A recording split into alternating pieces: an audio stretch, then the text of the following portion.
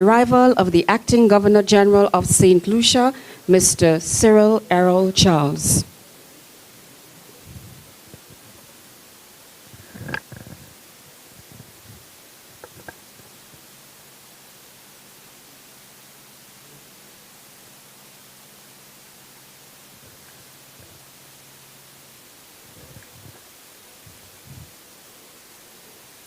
Please remain standing for the national anthem sang by Nashon Anthony, a student of the Sir Arthur Lewis Community College.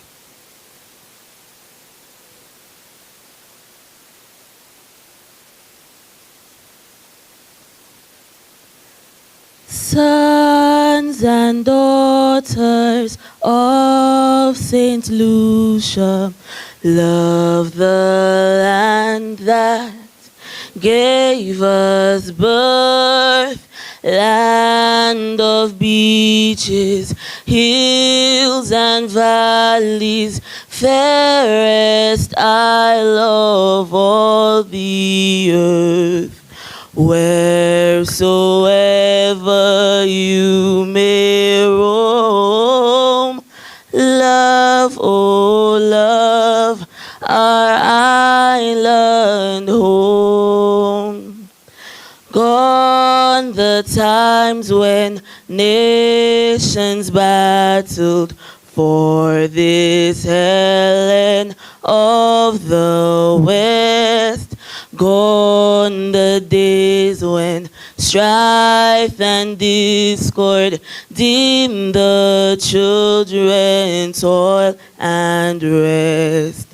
Dawns at last a brighter day, stretches out a glad new way. May the good Lord bless our island, guard her sons from woe and harm. May our people live united, strong in soul and strong in arm. Justice, truth, and charity, our ideal forever be. We ask that you remain standing to observe a moment of silence for Sir Leton F. Thomas, who passed away last week. Sir Leton served as the first principal of the Sir Arthur Lewis Community College from 1987 to 1995. He was an educator who served in various capacities, including Inspector of Schools, Chief Education Officer, and Permanent Secretary in the Ministry of Education and Culture. He was also the composer of the national anthem of Saint Lucia. Let us remember him for a moment.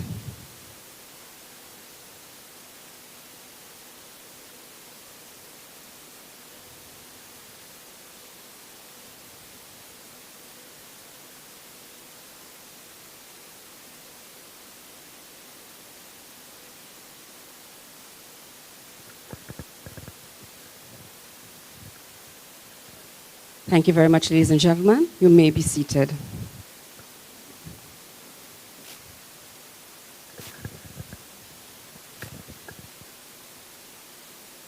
Ladies and gentlemen, in observance of the celebration of the Nobel Laureate Festival, we present the 2024 Sir Arthur Lewis Memorial Lecture. And now invite your moderator, Dr. Marie-Louise Felix, lecturer at the Sir Arthur Lewis Community College. Please welcome her.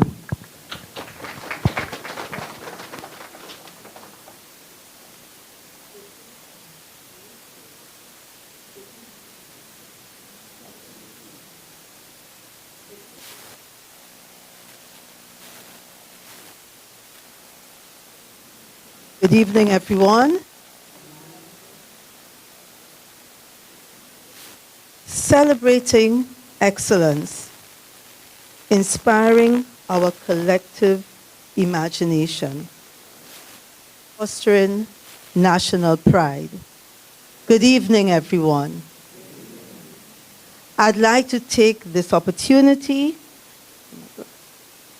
to recognize and to welcome the following: His Excellency, Mr. Cyril Errol Charles, Acting Governor General of Saint Lucia,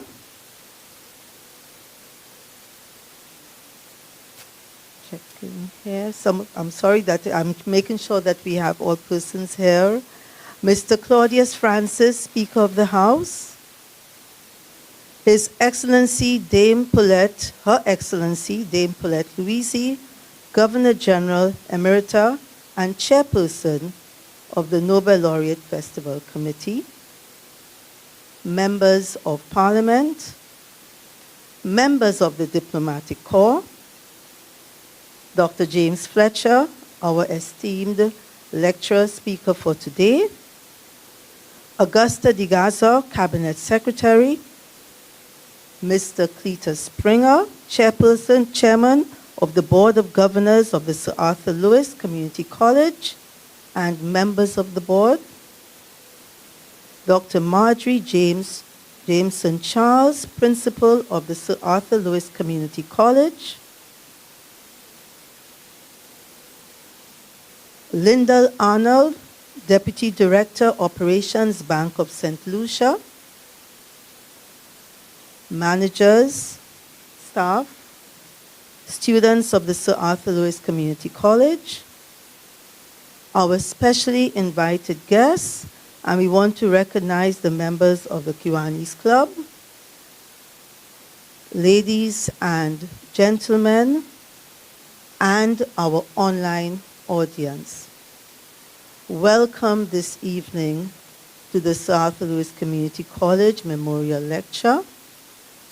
As you've been told, I am Mary-Louise Felix. I'm a lecturer at the Sir Arthur Lewis Community College. Tonight, it is my great pleasure to welcome all of you to celebrate the remarkable achievements of two sons of the soil.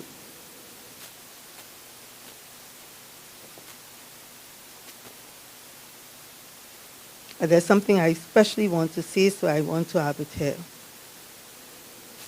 The Sir Arthur Lewis Community College is an institute of learning, a prominent educational institution that has served Saint Lucia for many, many years.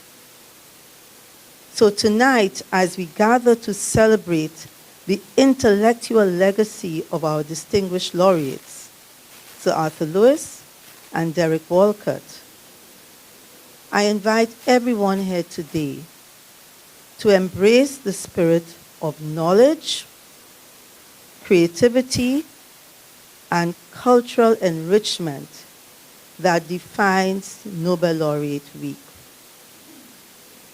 It is our hope at Sir Arthur Lewis Community College that as we celebrate the achievements of our laureates, all St. Lucians, here, those listening, and everywhere, will be inspired to deepen their commitment to education, innovation, and the pursuit of excellence.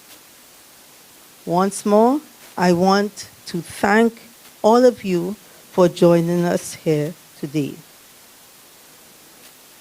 I would now like to invite you to listen to a rendition from one of Sir Arthur Lewis Community College's lecturers.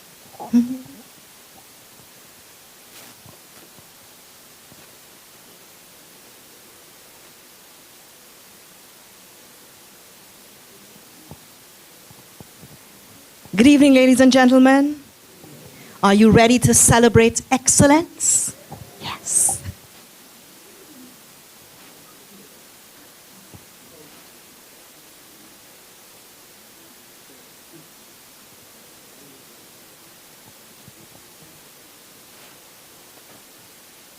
doing one of my compositions, You Can Be Next.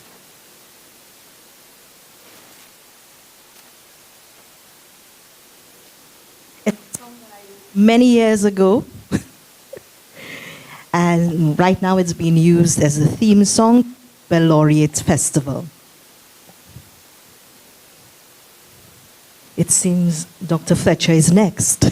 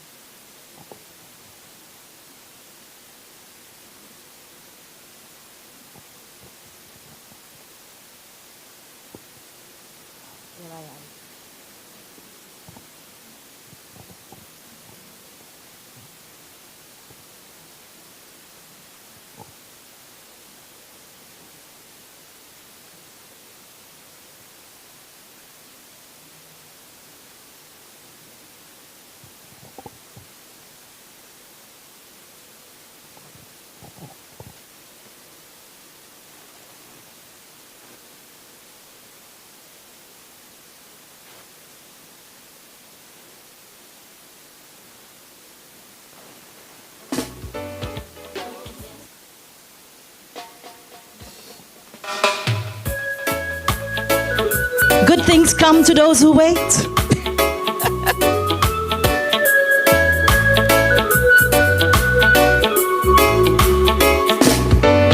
Oh yes, we come from smallness, yet still we achieve greatness. Just look at Lewis, just look at Sir Derek Walcott. Oh yes, they set the example and showed us it is possible for us Saint Lucians work to be deserving the highest recognition.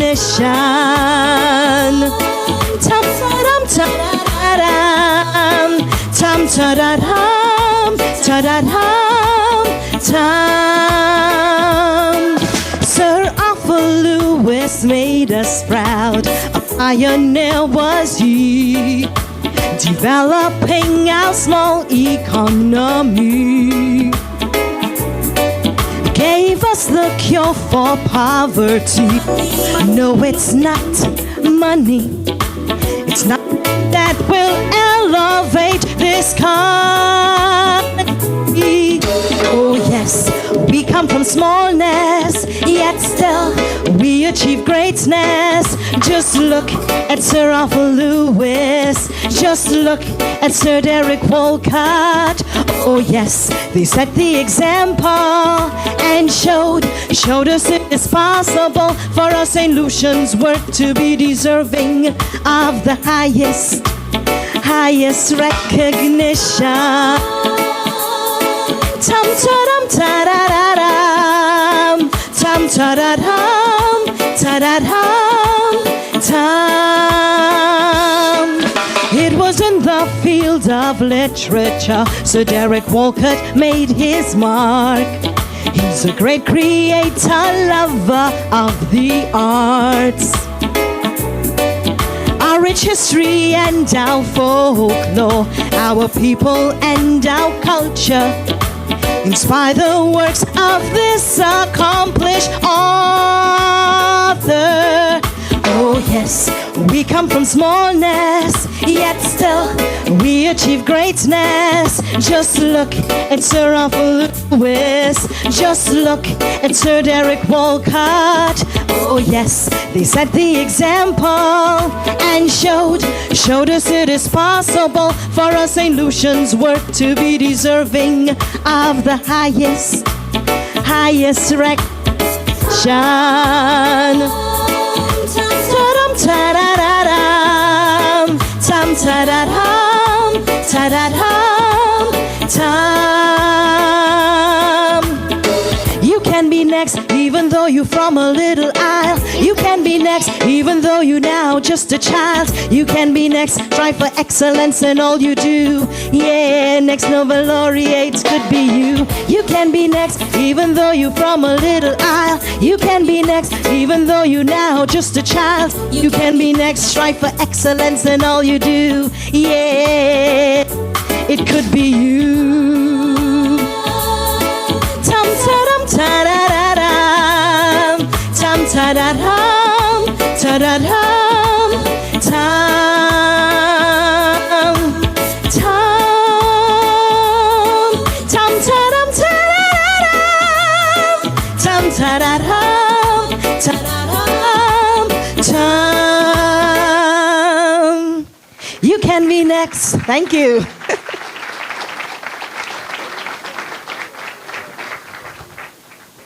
You can be next. A message for us, but especially our young people in Saint Lucia. And I'm looking around, our students of Sir Arthur Lewis, you can be next. Thank you so much. We see the kind of talent that we have in Saint Lucia, the talent that we are cultivating in our country. And when I speak of talent, and I speak of wealth of information, and I speak of dedication, and I look across at my friend, my colleague, someone who I have known for many years, it really is my great pleasure today to have Dr. Fletcher here with us, and who's going to share some information. I was looking at his document, and he says that he's not an economist, but he would need something about economics for dummies. So when I was asked to be there to introduce Dr. Fletcher, I was like, oh my goodness, how much time do I have? Because there's so much that we can say. And then my bubble was burst because I was told, no, you have to say nothing. Because in this modern world, everything is going to be presented electronically.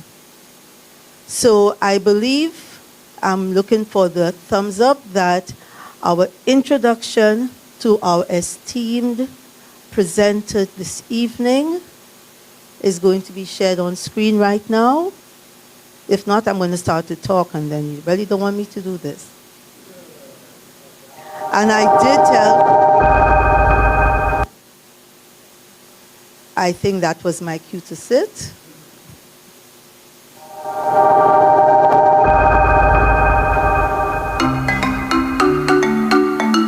James Fletcher was the Minister for the Public Service, Information, Broadcasting, Sustainable Development, Energy, Science and Technology in Saint Lucia from 2011 to 2016. Under his leadership, the Caribbean's 1.5 to Stay Alive climate change civil society campaign was developed. During the negotiations on the Paris Agreement in COP21, he was a member of a small group of ministers chosen to help achieve consensus on the Paris Agreement. In recognition of his work, James Fletcher was highlighted in Profiles of Paris as one of the people who played an important role in creating the Paris Agreement. During his tenure as a minister, James Fletcher led an aggressive modernization of the energy sector with new investments in renewable energy and the enactment of a new energy legislation. He commissioned modern information technology centers in several underserved communities, started a program for free island Wi-Fi, developed a 311 call center for the public service, initiated major water redevelopment projects, and established an employee assistance program for public officers. James Fletcher is the author of the book Governing in a Small Caribbean Island State. He authored the chapter The Fight for Small Island Developing States in the Cambridge University Press publication Negotiating the Paris Agreement, The Insider Stories. And he edited and produced Where is the Justice? An anthology of Caribbean youth perspectives on the climate crisis. He also wrote the Regional Strategic Action Plan for Governance and Building Climate Resilience in the Water Sector in the Caribbean. In 2019, he was selected by the United Kingdom's Chevening Scholarship Program as one of 35 global change makers. James Fletcher currently manages his own consulting company, Soloricon. In 2020, he launched the Caribbean Climate Justice Project, which is an initiative aimed at increasing civil society awareness of the impacts of climate change and ensuring that there are appropriate responses at the national, regional, and international levels to issues of the climate justice and just transitions. James Fletcher is currently the chairman of the executive board of the Caribbean Center for Renewable Energy and Energy Efficiency, CCREEE.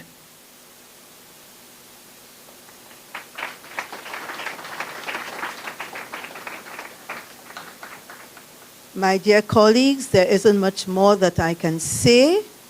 I would like to, first of all, thank Dr. Fletcher for making the time to be with us this evening. And I think I'm just going to hand you over, or hand him over to you. Thank you, Dr. Fletcher. The floor is yours.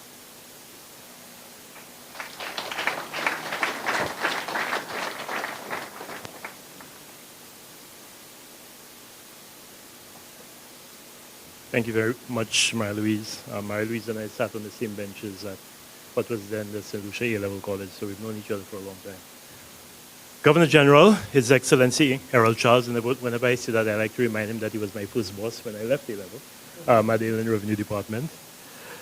Speaker of the House of Assembly, the Honorable Claudius Francis.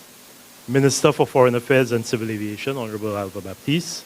Governor General Emerita and Chairperson of the Nobel Laureate Festival Committee, Her Excellency Dame Paulette Louise, Monsignor, the Honorable Patrick Paba Anthony, Excellencies of the Diplomatic Corps, Chairman of the South Louis Community College Board of Directors, Mr. Cletus Springer, and other members of the board, Principal of the South Louis Community College, Dr. Marjorie Jameson Charles, faculty and students of the South Louis Community College, distinguished invited guests, ladies and gentlemen, good evening. Let's try that again. Distinguished invited ladies and gentlemen, good evening. Thank you. I wish to thank the Nobel Laureate Committee and the Sir Arthur Lewis Community College for the honor of being invited to deliver the Sir Arthur Lewis Memorial Lecture this year. I also want to thank Dame Paulette and the hardworking Nobel Laureate Committee team for their unwavering commitment to excellence in not only ensuring the highest standard of activities to commemorate the lives of our two Nobel laureates, but also presiding over the growth of this event to what is now an interesting, diversified, month-long celebration. You have single-handedly kept the legacy of arguably our two most famous sons of the soil alive in our country, and for this we owe you a debt of gratitude. I will return to this subject at the end of my lecture this evening. So for those of you who will be silently groaning to yourself at that point about the length of this lecture, that will be the sign that mercifully it is coming to an end. When I was invited to choose my topic for this lecture, there was the obvious temptation to speak about the subjects for which I have become known locally and internationally, that is climate change, renewable energy, and sustainable development. These subjects, individually and collectively, have strong relevance to the work of the father of development economics, as they are so integral to the development prospects of our country and other small island developing states. However, as some of you may recall, 6 years ago in this very room, I delivered the Sir Arthur Lewis Memorial Lecture with two other people, and I spoke on the subject, the economic impact of climate change in the Caribbean.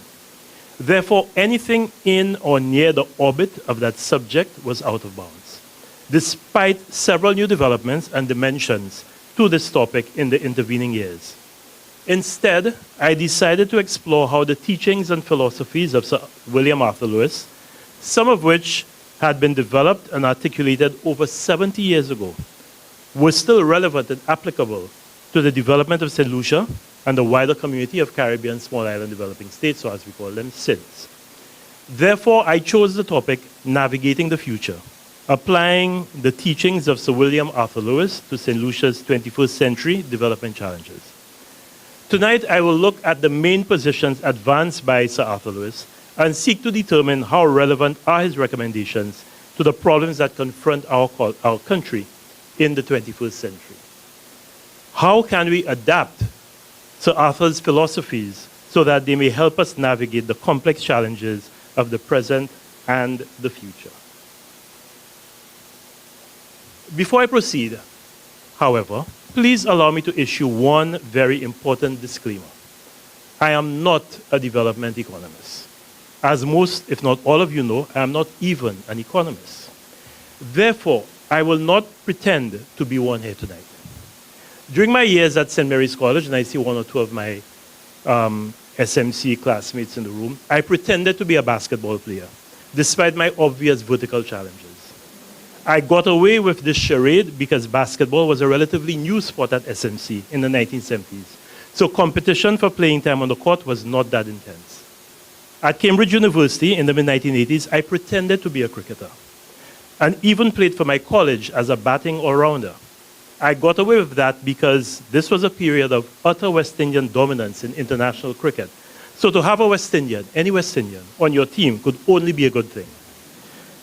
Also, my college, Wolfson, was a graduate college and had more overseas students than English students in its rank. So once again, the competition was not that fierce.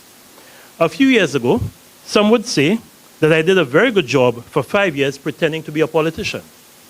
However, like Clint Eastwood says in his role as Inspector Harry Callahan in the Dirty Harry movies, a man's got to know his limitations. Fortunately, I know mine, so I will not pretend to be an economist tonight.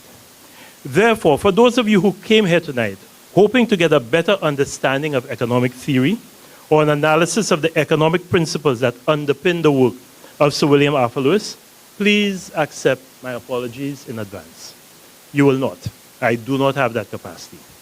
Sir William Arthur Lewis, in addition to being one of the most widely published Caribbean economists, is also one of the most officially reviewed, analyzed, and critiqued Caribbean intellectuals. Therefore, there is no shortage of published critiques and analyses of his work. Luminaries like the late Professor Norman Girvan, the late Sir Alistair McIntyre, the late Professor Lloyd Best, the late William Damas, the late Gerald Meyer, the late Professor Rex Nettleford, Professor Andrew Downs, who delivered the first Sir Arthur Lewis Memorial Lecture in 1996, Joseph Stiglitz, Clive Y. Thomas, whose book, The Poor and the Powerless, Economic Policy and Change in the Caribbean, is one of the first non-biology texts I bought at Heffer's bookstore in Cambridge in the late 1980s. And our own Marius St. Rose and Dr. Tennyson Joseph have undertaken excellent, insightful analyses and reviews of the work of Sir Arthur. I know that because I had to read most of them to prepare for this lecture, in addition to many of Sir Arthur's writings. There are not many people who can lay claim to having read all of Sir Arthur's writings. As told by Norman Girvan in his paper, Lewis for the 21st Century, at the time of receiving his Nobel Prize, Sir Arthur acknowledged publication of 10 books and about 80 other pieces. The late Dr. Pat Emanuel produced a 3-volume set of the writings of Sir Arthur, which includes 90 items that cover a wide variety of subjects. The good thing about preparing for a lecture on Sir Arthur Lewis is there is a tremendous amount of literature by and on Sir Arthur. The bad thing about preparing for a lecture on Sir Arthur Lewis is there's a tremendous amount of material by and on Sir Arthur. What I intend to do, and your reaction at the end of this presentation will determine whether I've succeeded, is to look at some of the main policy recommendations of Sir Arthur from the perspective of a novice in economics and examine their applicability to the problems currently confronting Saint Lucia and most Caribbean SIDS. If I were writing this lecture for an audience of one, myself, I would call it Sir Arthur Lewis for Dummies, but I dare not use that term for this audience.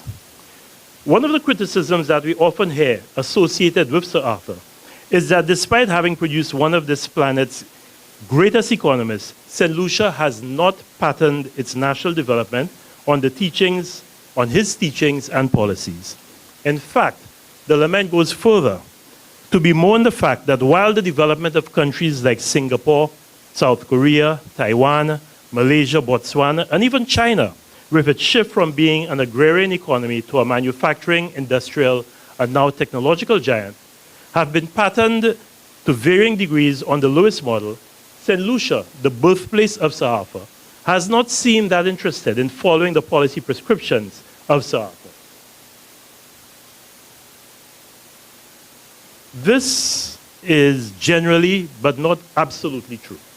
The focus on light industrial development, which was an important feature of the economic development of St. Lucia and several other Caribbean countries in the 1970s, was influenced by Sir Arthur Lewis's position articulated in the late 1940s and early 1950s that primary commodity production agriculture, and it is important to make that distinction, had reached the limits of profitability due in part to what he saw as too high a worker-to-land ratio. In Sir Arthur Lewis's estimation, there were too many people for the land to support. So therefore, there was a need to do something different. Therefore, Sir Arthur recommended the growth of a manufacturing base to absorb agricultural output and address the surplus labor problem in the agricultural sector. This dual sector model of economic development recommended the transformation of traditional agricultural economies into more diversified economies, in which industrial development complemented agricultural development. However, Sir Arthur noted that the challenge of setting up new manufacturing enterprises in Caribbean countries was, as he put it, a formidable problem. And again, quoting him directly, a frightfully expensive business quite beyond the resources of the islands. Therefore, governments needed to attract large multinational companies to set up shop in the islands and provide access to the markets in which they were already operating. Many Caribbean governments used this strategy to develop a policy environment and physical infrastructure that were conducive to the growth and development of light industries like textiles, garments, electronics, and assembly manufacturing. This involved offering generous tax incentives and infrastructure support, usually in the form of factory shells, as we see today in Beaufort and in BZ. The establishment of industrial development corporations, like our own National Development Corporation, were part of this deliberate policy to attract foreign direct investment through the process of, quote, industrialization by invitation, unquote. This term, by the way, although largely attributed to Sir Arthur, was not his. It was coined by Lloyd Best. However, as Figaro pointed out in his paper, The Academic Economist as Public Teacher, Lessons from W. Arthur Lewis and the Caribbean Policy Discourse, even in this area, Caribbean governments were not faithful to Sir Arthur's policy advice. His recommendation was for a targeted approach that involved the use of statistical information based on censuses of production in the UK, USA, and elsewhere. He strongly advised that countries should specialize in manufactures to which its resources are most appropriate, and that the selection of industry should also be based on criteria such as requirements of power, capital, equipment, and specialized skills. He also identified an important role for regionalism or regional integration to ensure the success of this industry.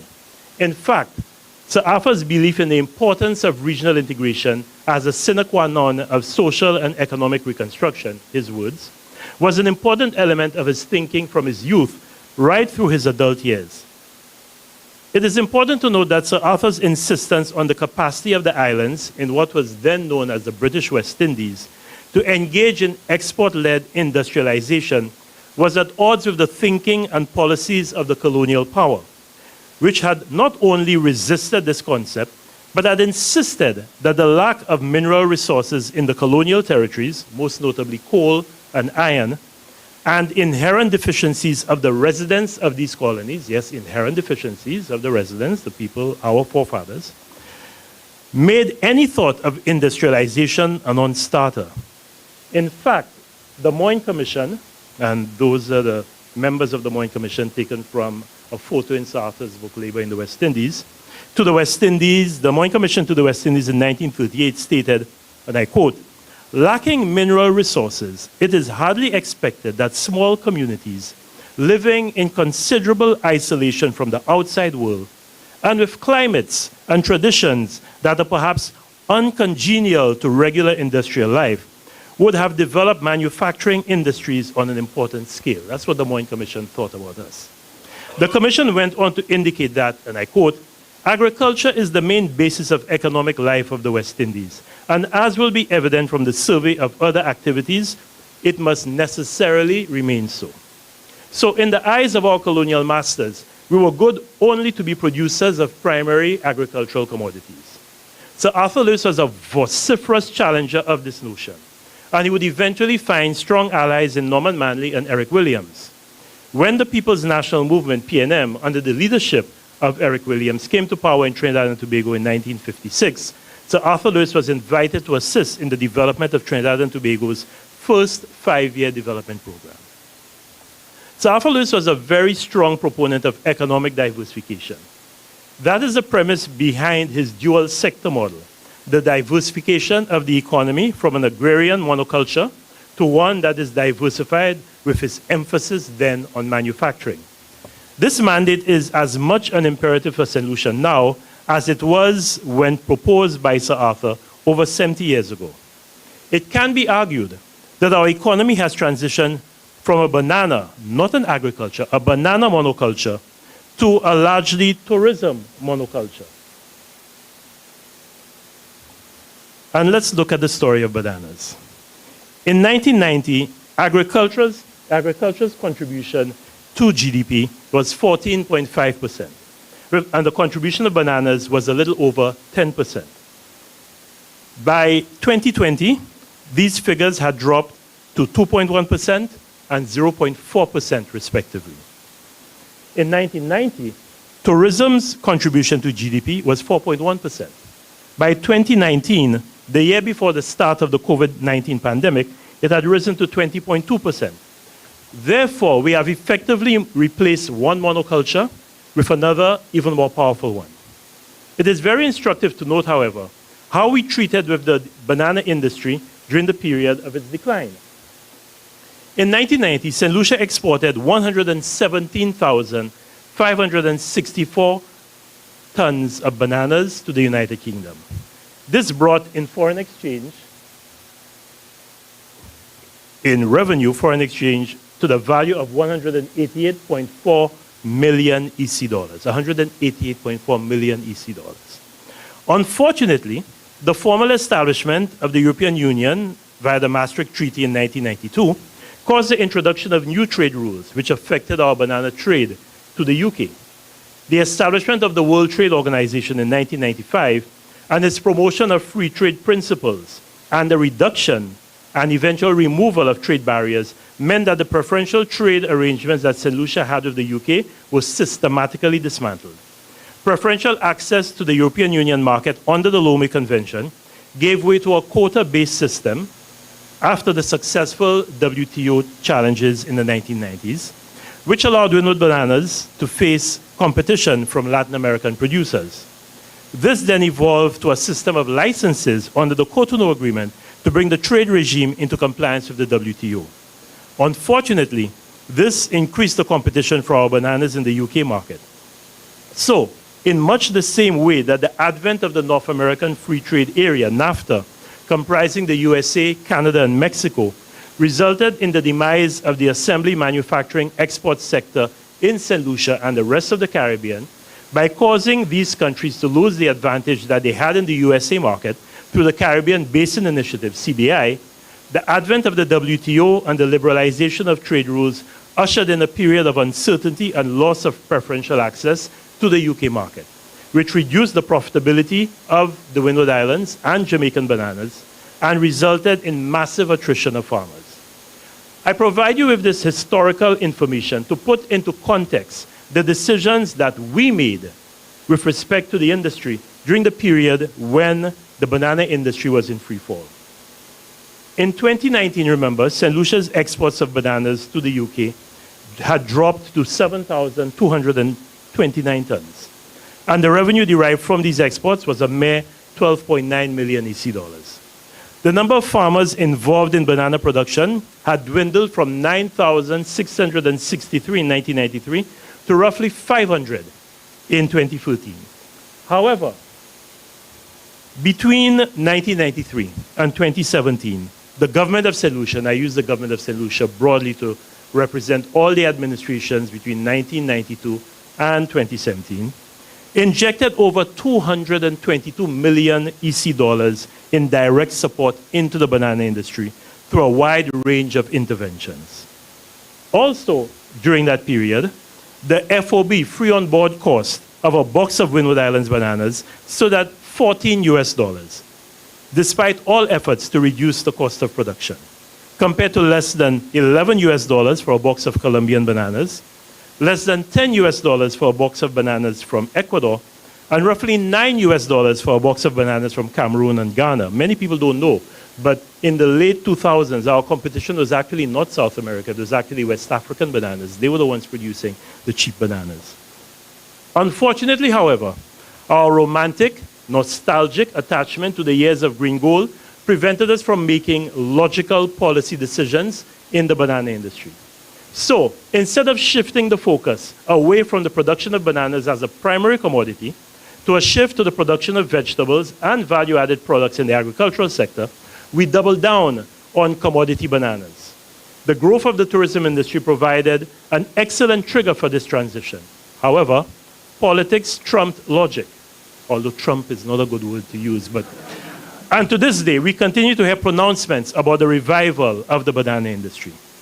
To add insult to injury, in the absence of a land use policy or plan, we have stood by and watched the area of agricultural holdings in Saint Lucia dwindle from 72,001 acres in 1974 to 30,204 acres at the last agriculture census in 2007. I believe, judging from what has happened in Cul-de-Sac, Roseau, and Babonneau in the last 15 years, this figure must be close to 15,000 at present. An equally ominous situation exists with our water resources. Many of our country's 37 watersheds have been damaged from deforestation and poor land use practices. 10 of our 37 watersheds account for roughly 90% of the dry season flow of water. And 15 of our watersheds, less than half the total number, account for 99% of the dry season flow. Some of the watersheds that used to be productive no longer produce any water. These developments fly in the face of Sir Arthur Lewis's policy prescriptions on the need for efficient resource use and planning in economic development. Also, the replacement of agriculture by tourism as the dominant industry runs counter to the principles promoted by Sir Arthur Lewis throughout his seminal work, The Theory of Economic Growth. In this book, Sir Arthur posits that, and I quote, "The secret of most development problems is to maintain a proper balance between the sectors," unquote. He goes on to say that if, quote, "agriculture stagnates, the capitalist sector cannot grow." I repeat that. If agriculture stagnates, the capitalist sector cannot grow. And smooth economic development requires that industry and agriculture should grow together. Now, I accept that when Sir Arthur wrote this, the economies were largely agrarian, and his point had more to do with balanced economics than a specific need for agriculture to grow in lockstep, or as the economists would say, pari passu, I learned something, with industry. However, I believe we can agree that a society, particularly one like ours with agrarian roots, that allows itself, through errors of omission, to deliberately slip into a situation of food insecurity, will find itself in a precarious situation with respect to the quality of health and the cost of healthcare, the leakage of foreign exchange, reduced productivity, the educational attainment of our children, and the general social stability of the country as inequalities are worsened. This cannot be consistent with the teachings of Sir Arthur.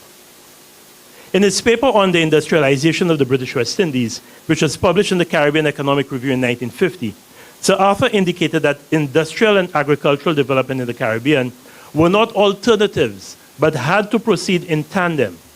In his Nobel Prize lecture, Sir Arthur Lewis reinforced the importance of food security for less developed countries when he said, quote, "LDCs, less developed countries, are capable of feeding themselves now if they adopt appropriate agrarian policies, and as our 11 new international tropical agricultural research institutes gives us better varieties and improved technology, output should more than keep up with population." Sadly, almost 45 years later, we have not realized Sir Arthur Lewis's prescription of adopting appropriate agrarian policies and investing in the right mix of technologies in order to feed ourselves. So, what is the solution? Well, first, we must pay greater attention to food security. We must safeguard our land and water resources and undertake a comprehensive and sustained program to revitalize the agriculture sector in our country. We are seeing a resurgence of interest among our youth in food security. They understand the importance. They recognize the opportunity. This must be supported by sound government policy and timely responses. Secondly, our economy needs to be diversified and made more resilient. Although they did not exist as opportunities during the life of Sir Arthur, ecosystem-based services in the green and blue economy are obvious candidates, as are strategic investments in the knowledge and creative sectors. The good thing about these sectors is that they are all very attractive to young people and can help us address the persistent, vexing problem of youth unemployment. While an in-depth analysis of these opportunities would cause me to overstay my welcome here tonight, I would like to briefly touch on two. The first is the development of a nutraceutical industry. The opportunity to use our indigenous pharmacopoeia, and those of you who don't know what these plants are, ask Laura Japierre. He can tell you what's Grenabafé, what's Chapatier, what's Veven Lachewat, what's Kokomkuli. I did well, right, Laura? Yes. To use our indigenous pharmacopoeia to develop nutraceuticals is one that has been available to us for years. I'm yet to understand our reluctance to exploit this, particularly when we see how fast this industry is growing and how quickly the shelves of companies like Whole Foods, The Body Shop, and Holland & Barrett are filling with nutraceutical products, many of them formulated using products that are indigenous to Saint Lucia and the tropics. Developing this industry will provide a much-needed boost to the agricultural sector, particularly because the selling price per weight of these products is very high. I want to add one caveat. The banana industry taught us a very important lesson, which again was consistent with the teachings of Sir Arthur and his insistence on the need for integration. We were able to maintain a presence in the UK market because we consolidated production across the 4 Windward Islands. We cannot penetrate and maintain our presence in any market in the United States of America, Canada, or the UK if we are depending only on production out of Saint Lucia. First of all, where's the land that will serve as a substrate for this production? I just demonstrated that arable land is a rapidly vanishing commodity in this country. If we are serious about export agriculture, we must do it in conjunction with our neighbors in the Windward Islands. Unfortunately, we allowed the most valuable asset that we owned to facilitate export agriculture to be lost and sold, and that is Windfresh. We wasted the wisdom and the vision of Sir John Compton, Dame Eugenia Charles, Sir James Mitchell, and Nicholas Brathwaite, who saw the need and caused the creation of Whipdeco, a company with fruit ripening and distribution facilities and a marketing presence in the United Kingdom, as well as a 50% stake in an international shipping company, Geese Industries, which allowed us, the governments and farmers of 4 small islands in the Caribbean, to own and command all elements, and I want to repeat, to own and command all elements of the production, processing, distribution, and marketing of not just bananas, but any fruit we wish to export to the United Kingdom. From the Caribbean, not just to the United Kingdom, but through the United Kingdom to the European Union. This is the type of integration and creation of strategic marketing alliances and trading relationships that Sir Arthur Lewis repeatedly promoted in his vision for the economic development of the Caribbean. Sadly, a lack of strategic thinking on our part allowed this very lucrative asset to go into receivership and be sold for a lot of money, by the way. The other sector that provides exciting prospects for the diversification and transformation of our economy is the renewable energy sector. Our energy prices in St. Lucia are high because we depend almost entirely on the importation of fossil fuels to generate electricity and to power our vehicles. Not only does this leave us very vulnerable to volatilities in the global oil market, as we have seen with the Russia-Ukraine war and the expanding conflict in the Middle East, but it also results in the loss of valuable foreign exchange, as we have to buy oil from outside, oil and oil products from outside. High energy costs reduce the competitiveness of the tourism industry, the manufacturing industry, the telecommunications sector, and they make it difficult for the development of a value-added element in our agriculture and fishery sectors. Fortunately, we are blessed with a year-round abundance of solar and wind energy. And we have the potential to develop a geothermal sector. That's actually what the wind farm would have looked like. That's and that's a subject I really don't like talking about for obvious reasons. And we have the potential to develop a geothermal sector. Transitioning our economy to a 100% renewable energy economy is possible with strong political will and decisive action. This can catalyze the structural transformation of our economy in ways not dreamed of by Sir Arthur. We can convert our air and seaports to green energy ports, where SLASPA can mandate that all air and sea craft shut down their fossil fuel-powered engines when in port and plug into a domestic electricity supply that is powered entirely by renewable energy. Every cruise ship that berths at Point Seraphin or Place Carénage for a day uses between 5 and 7 megawatts of energy. 3 cruise ships berthed in these ports will use between 25 and 33% of Lucelec's daily peak demand for electricity. This means Lucelec can export energy to Royal Caribbean, Carnival, Celebrity, Norwegian Cruise Lines, every cruise line that visits our port, and significantly improve its bottom line and bring in valuable foreign exchange into the country. The positive impact on GDP of transitioning to green energy will be tremendous. And in addition to creating a new subsector, it will increase the competitiveness of existing sectors, thereby diversifying and strengthening our economy. Sir Arthur Lewis would have endorsed an effort by government to reduce our reliance on fossil fuels because it ticks several boxes. It reduces our dependence on external factors. It helps to diversify our economy. It improves the competitiveness of other sectors. And it lowers energy costs, which is identified by Sir Arthur as one of the criteria for selecting manufacturers during the period of industrialization. In addition, it creates jobs and it contributes to self-sustaining growth. When Sir Arthur Lewis proposed the diversification of our Caribbean economies from an agrarian base to one that included manufacturing, he identified the need for an incentives regime to attract foreign companies. Our governments have kept these incentives regimes in place to attract investments, primarily in the tourism industry. However, Sir Arthur Lewis was clear on the terms and conditions under which we should woo multinational companies. He said, and I quote, "I have never felt that LDC should hold back the diversification of their manufacturing sectors from fear of, since in independent countries they operate on the country's terms or not at all." I repeat, in independent countries the multinationals operate on the country's terms or not at all. The most important control is the use of work permits to force the firms to hire and train local recruits at managerial and professorial levels. I'm still reading from Sir Arthur.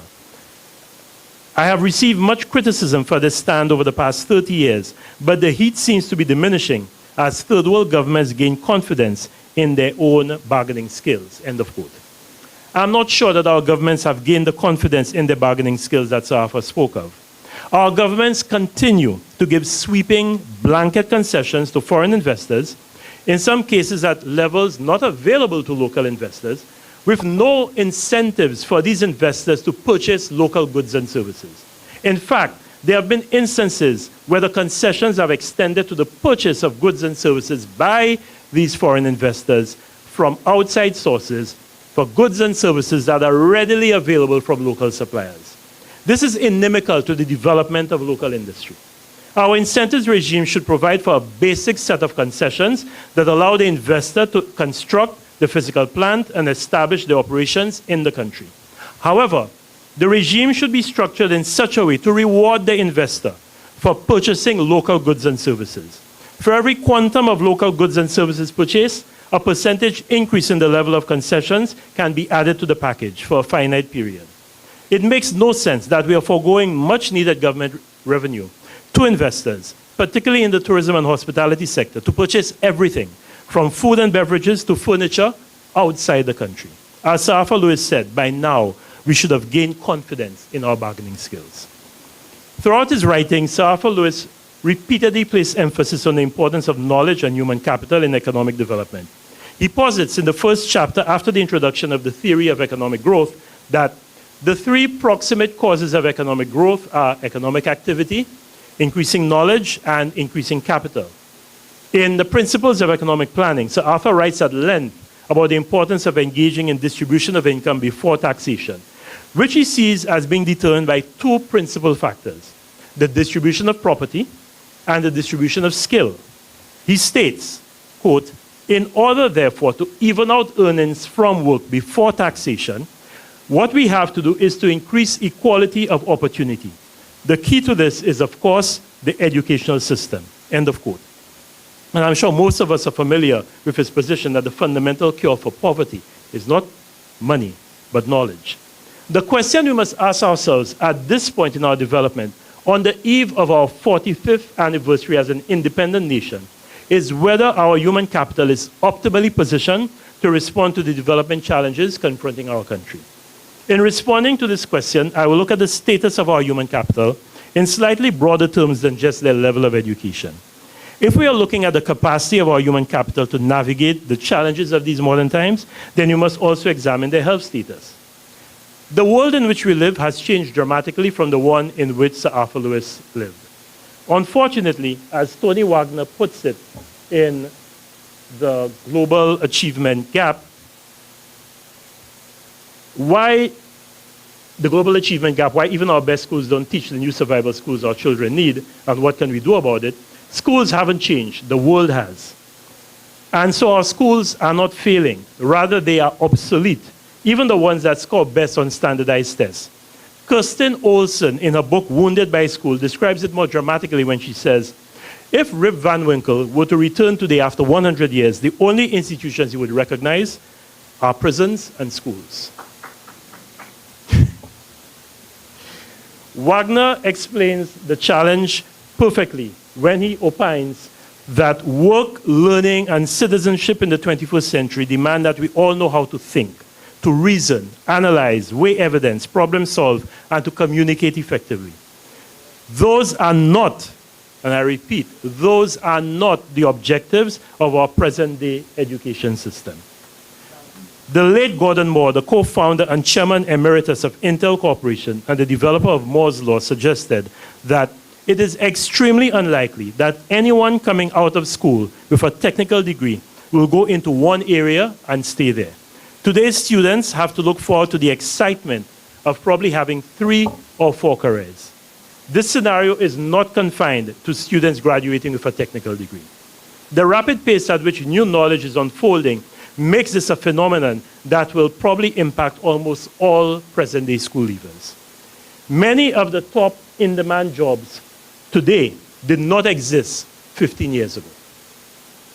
Artificial intelligence is dramatically changing the labor landscape.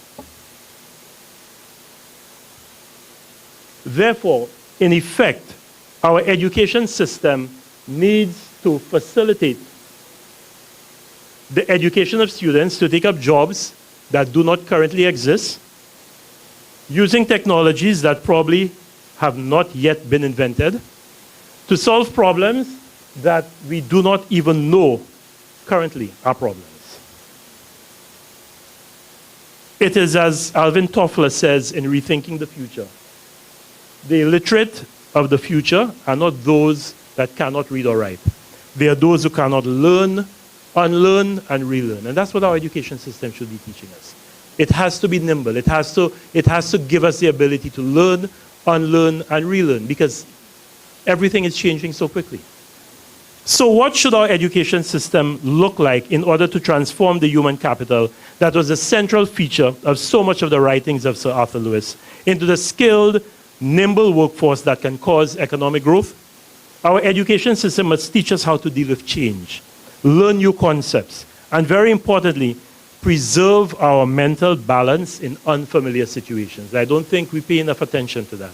But there is a need to preserve our mental balance. I read somewhere that if you were to read the New York Times from cover to cover for 1 week, so if you were to sit in your home and read the New York Times from cover to cover for 7 days, you would be exposed to more material than the average person in the 17th century was exposed to for their entire life.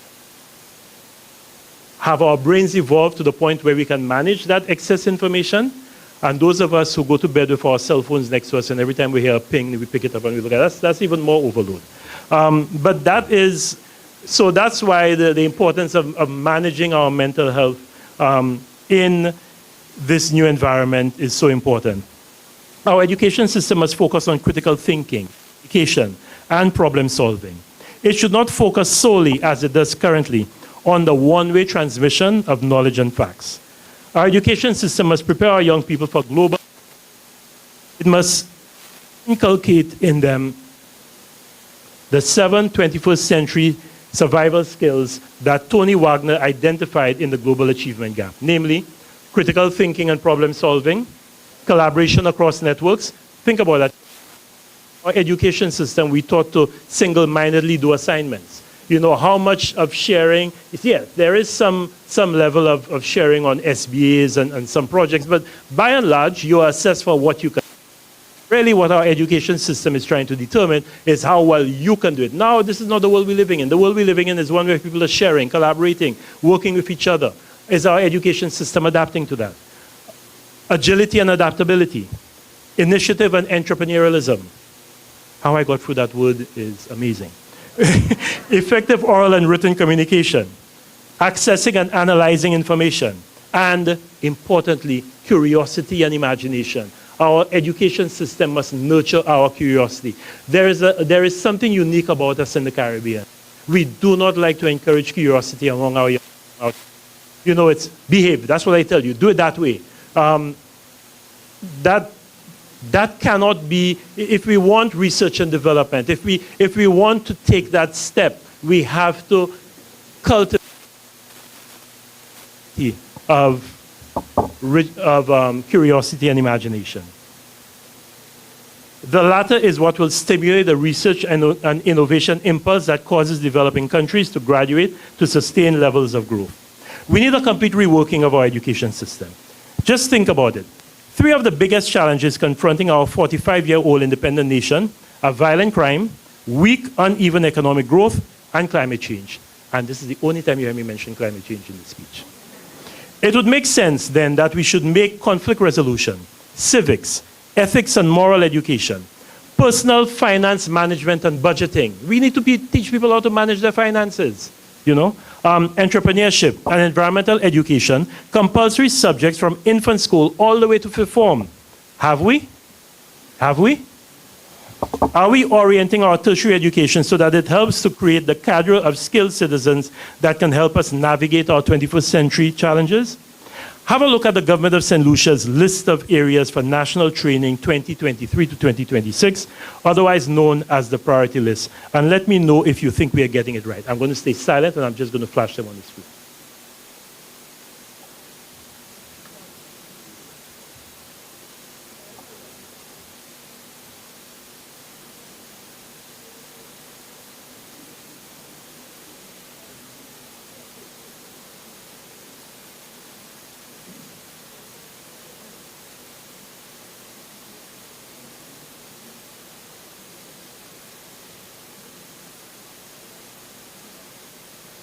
That's what we say are our priorities for training in Saint Lucia for the next 3 years. I've been in this thing for a while. This doesn't look any different to it looked 5 years ago, 10 years ago. Yeah, there are 1 or 2 things that have come in, but this is the same length, and there's very hardly any change to what the government has been putting out year after year as the priority list for training. How can that be the priority list for training that would cause us to have an optimized workforce that can take advantage or can respond to the challenges of the 21st century? Like the young people say, make it make sense for me. It doesn't. Recently, I had an in-depth conversation with the Deputy Registrar of the Caribbean Examinations Council, SALCC, and he told me of the plans by SALCC to pilot a new program in 2024 that will involve a new skills and competencies framework while addressing issues like global citizenship, critical and innovative personal awareness and management of self, resilience, communication, collaboration, and creativity. That conversation gave me hope. Before I end on this subject of knowledge, I want to return to Sir Arthur Lewis, of course, is the reason I'm here this evening, and quote once again from the Theory of Economic Growth. Sir Arthur, on the subject of knowledge, says, because each generation builds upon the knowledge of its forefathers, the most important invention which has helped the accumulation of knowledge is the invention of writing. Until writing was invented, each generation could pass on only what they could remember in their head. And how little this is, we can discover if we compare how much history And how little this is, we can discover if we compare how much history the illiterate historians have passed on in those primitive societies which have a specially appointed class of historians. Compare that with the history, the amount of history passed on in literate societies. He goes on to say, accordingly, in considering growth of knowledge, one must distinguish three eras: the pre-literate, the era of writing without scientific method, and the era of scientific method. In the same way, we must distinguish between societies according to whether they are illiterate and according to whether their culture and philosophy are imbued with the scientific outlook. We need to do a better job of putting in writing that rich treasure of indigenous and traditional knowledge that was held by our forefathers and which has been passed on to us, and of using scientific inquiry in our analysis and writings. If we don't do that, then it means we're stuck in those dark ages that Sarfulus wrote about. The health status of our human capital is not where it needs to be. The top causes of death among young people in Saint Lucia and the Caribbean are assault and vehicle accidents. Both these numbers have been alarmingly high for our country for the past few years. But both these causes of death are preventable. Injuries are particularly deadly in the 15 to 19, 20 to 24, and 25 to 29 year demographics. I will return to the subject of assault and violent crime shortly, but it is instructive to note that Saint Lucia has the highest level of alcohol consumption per capita in the Caribbean, according to data from the World Health Organization. Might there be a correlation there with the high levels of assault and vehicular accidents that we're seeing among our young people? We're pretending as if we do not have a problem in this country. Nobody wants to speak about the problem of alcohol abuse in this country. We saw it during the COVID pandemic where people were lining up outside rum shops, almost like the zombies you see in the living, what's the name of the thing? The Living Dead, begging for alcohol. Now, I'm not ridiculing them, I'm not, but that is a social problem that we have. We have to address it because it is causing health problems, it is causing social problems, but nobody wants to talk about it. We sweep it under the rug as if it doesn't exist, but the data show very clearly that we have the highest per capita consumption of alcohol in the Caribbean. We have to do so. That cannot be what we're famous for, what we take credit for, what we delight in. The top causes of death among adults in Saint Lucia from the age of 35 years is not like hypertension, diabetes, stroke, cardiovascular disease, and cancers. Again, these are lifestyle diseases caused by poor dietary choices and a lack of sufficient exercise. We cannot continue to have our human capital, our labor force, debilitated or struck down in its prime by conditions that are preventable. We are destroying ourselves, and it is starting at the adolescent level with the foods that we feed to our children. So, as a humorous anecdote and a bit of a mental wellness break for you from the barrage of facts that I've been throwing at you in this lecture, I offer you the story of Michelangelo's David. I'm sure most of you know about Michelangelo's David, right? Michelangelo's David has lived in Florence, Italy for over 500 years. That's Michelangelo's David. Some of you may have little sculptures of him. Those of you who visited Florence may have seen him. However, 2 years ago, David was sent to the United States.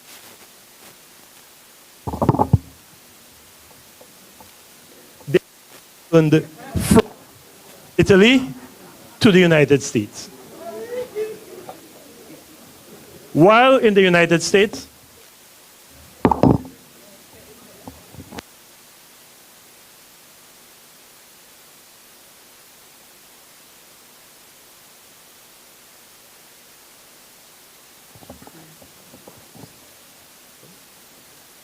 those were David's sponsors while he was in the United States.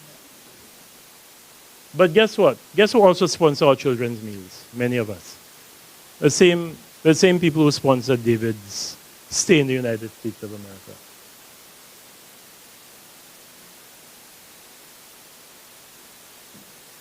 And the possible outcomes of childhood obesity, type 2 diabetes, asthma, sleep apnea, hypertension, cardiovascular disease, kidney disease, non-alcoholic fatty liver disease, osteoarthritis, cancer, depression, and other psychosocial disorders. Like I said, ladies and gentlemen, we are killing ourselves. This is our population pyramid. The composition, this was our population pyramid in the 1960s. But the population, the composition of our population is changing. In the 1960s, when Sir Arthur was writing about surplus labor in the agriculture sector, we had a perfect population pyramid, what is known as an expansive population pyramid. That's when the bulk of the population is in the younger age cohorts, and each age cohort, each succeeding age cohort is slightly smaller than the one, each one going up is slightly smaller than the one immediately below it. At that time, our population was growing at the rate of 22%. Let's look at what has happened to our population in the intervening years. This is 1980, this is 1990, this is 2000, 2010. This is us now. It's our population pyramid now. This is data extracted from the Statistics Department in Saint Lucia. What we have now is a stationary pyramid with roughly equal percentages across all the age cohorts. Ignore the large number you see at the top. That's because, again, we have data issues. We did not disaggregate the data in the older age cohorts. So if I was able to go from 75 to 80, 80 to 85, 85 to 90, then you'd have seen this almost like a bowling pin. That's what it would have looked like. But that's what our pyramid looks like. And that's typically characteristic of developed countries where birth rates are low and the quality of life is high. Well, our birth rate is definitely low. Our population is currently growing at a rate of 8% per annum. Now, I will not do like some prime ministers in the Caribbean have done and tell people go out and make children. That's an irresponsible statement for any prime minister to say to anyone. Because people have made conscious decisions why they have limited the size of their families. And if you want people to go out and make children, then give them the support. Give them the concessions, give them the tax concessions, give them as some countries in Southeast Asia have done. If you want the population to increase and you want your population to go out and make children, then give them support. But don't just tell people go and make children. I've heard 2 prime ministers do it and I've been absolutely shocked at that level of irresponsibility. I can say that. It's particularly last year I hit a milestone age, so I can say whatever I want now. When you juxtapose this, my wife is telling me, really?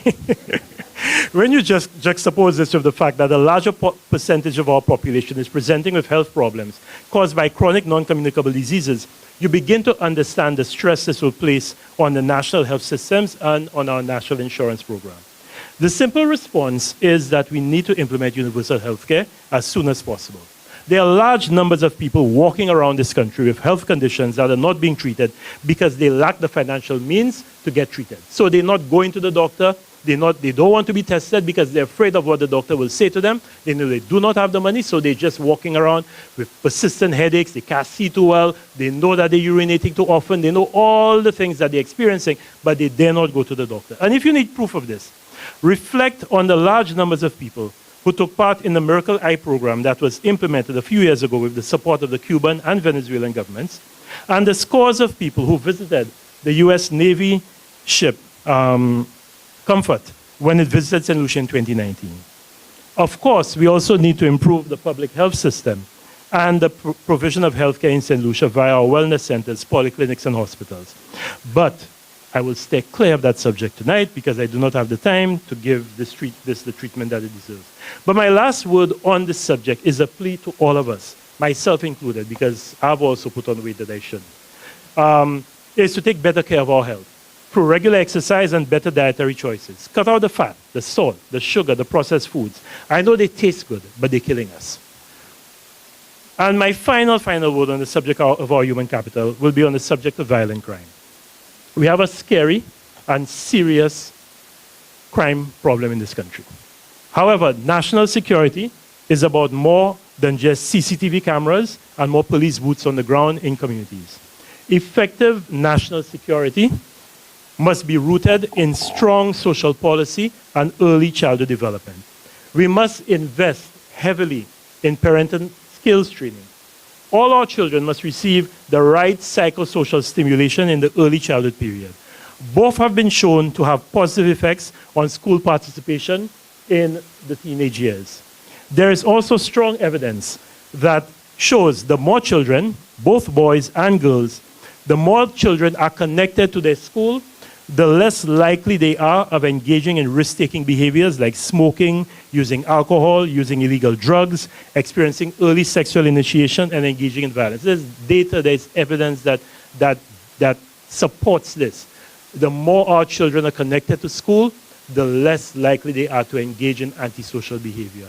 And the more they receive good parental skills, the more they receive good psychosocial stimulation and their parents have good outcomes where parental skills training is concerned, the more connected they are to school. So what do? We should spend more time and effort on early childhood development. And there's a very simple reason for that. The period of most rapid brain development in a human being is between birth and 7 years. That is when the brain centers that manage binocular vision, emotional control, habitual ways of responding, pair social skills, language, symbols, and cognitive skills are developed. However, we have not implemented universal early childhood education in Saint Lucia. And unfortunately, the children who are falling through the cracks are those coming from families who cannot afford to pay for preschool and daycare. By the time we try addressing those problems in secondary school, that horse has bolted long ago. That is where we should be making those interventions. We must fix and improve our social safety net program. There are too many errors of exclusion where people who need to benefit are left out, and just as bad and costly, errors of inclusion. On the latter subject, our governments have to tighten and better target the provision of government support and subsidies. These blanket subsidies that are given where everybody, so you decide that you're subsidizing the cost of a 22 or 20 pound cylinder of gas, thinking that the rich people only use the 100 pound cylinders and they don't use the 20 pound cylinders. All the rich people do is buy 20 pound cylinders, and what's the inconvenience of shifting a cylinder is much less painful than the inconvenience of paying for a 100 pound cylinder. When we give these blanket concessions, when we give bursaries, or we say that every child who passes common entrance, the parent will get $500, that is madness. That is absolute madness, because there are people who are going and collecting that money who should not be getting it. But the more of them who get it is the less money that can be given to those who really need it. But we give these blanket concessions because we're lazy. It takes too much effort to fix the system.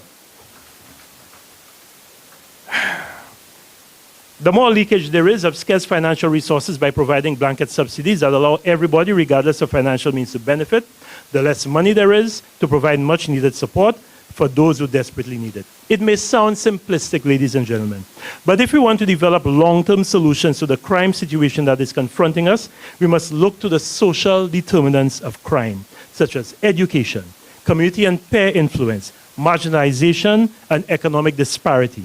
There must be a complete re-engineering of our society. We will not see results within 5 years. So I'm sorry, it's not something you could report at the end of a 5-year cycle.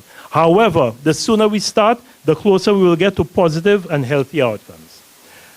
The role of planning and research.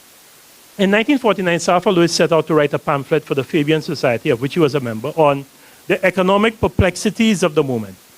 That pamphlet, Safa was just too much, like you say, you're too bright. It turned into a 120-page manuscript called The Principles of Economic Planning, which is described as a political statement rather than an academic study of theoretical principles. And this is what I've found so delightful about the work of Safa Lewis. Despite being underpinned by the most rigorous and sound economic theory and principles, the brilliance of Sir Arthur Lewis almost always allowed him to write in a way that appealed to the intellect of the economist and the common sense of the layperson. You could read any of Sir Arthur's books and you will not be caught up in formulae and different complex issues that you can't understand. You understand his work. He wrote because he understood that that work had to be translatable to the people and the solutions that he was trying to effect.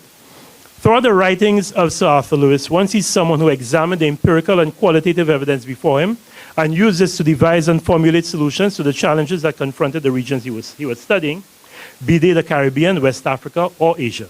Sir Arthur wrote on industrial economics, world trade, development planning, agricultural economics, dual economies, race and economic development. You saw that June Soma spoke about Sir Arthur and racism on one of the Sir Arthur Lewis lectures.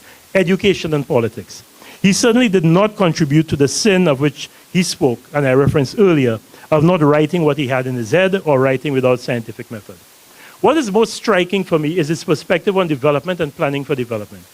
While he was seized of the need to address the challenges posed by the urgent need for decolonization, his gaze was simultaneously firmly fixed on the type of Caribbean that needed to be built, the type of governance structure and democracy that was needed, the level of human capital development that was necessary, and the means through which these goals could be achieved. It is only natural for the father of development economics to devote significant scrutiny and scholarship to the practical application of development planning, which is a natural succession of development economics. We can learn much from Sir Arthur Lewis in this regard. I may be wrong, but for the last 2 decades, or maybe even 3 decades, I've gotten the feeling that development planning has been relegated to the back burner of the stove that is government function. There is very little long-term visioning and even less planning of the measures and the steps we intend to take to get us to where we want to go. You know the old saying that was paraphrased from the conversation between Alice and the Cheshire Cat in Lewis Carroll's Alice in Wonderland.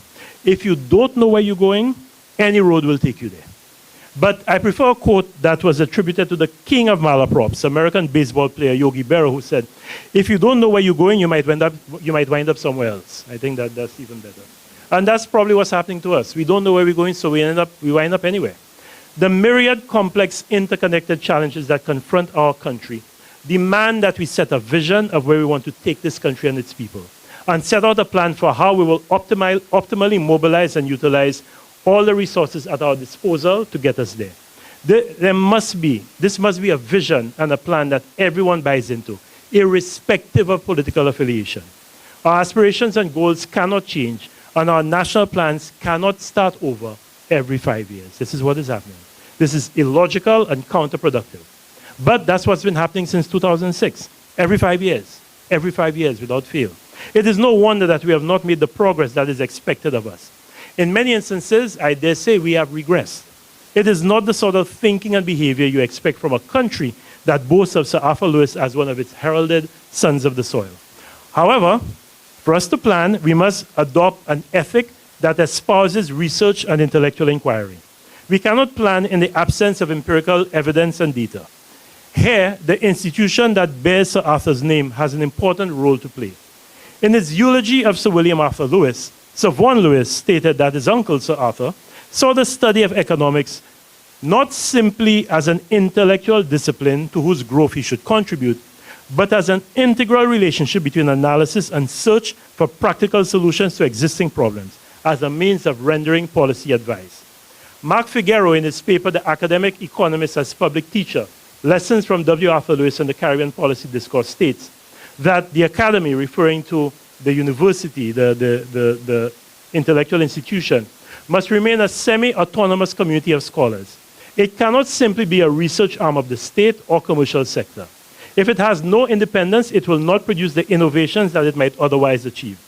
Both governments and the commercial sector are too narrowly focused to allow for pure curiosity-driven research, for which there must always be a place.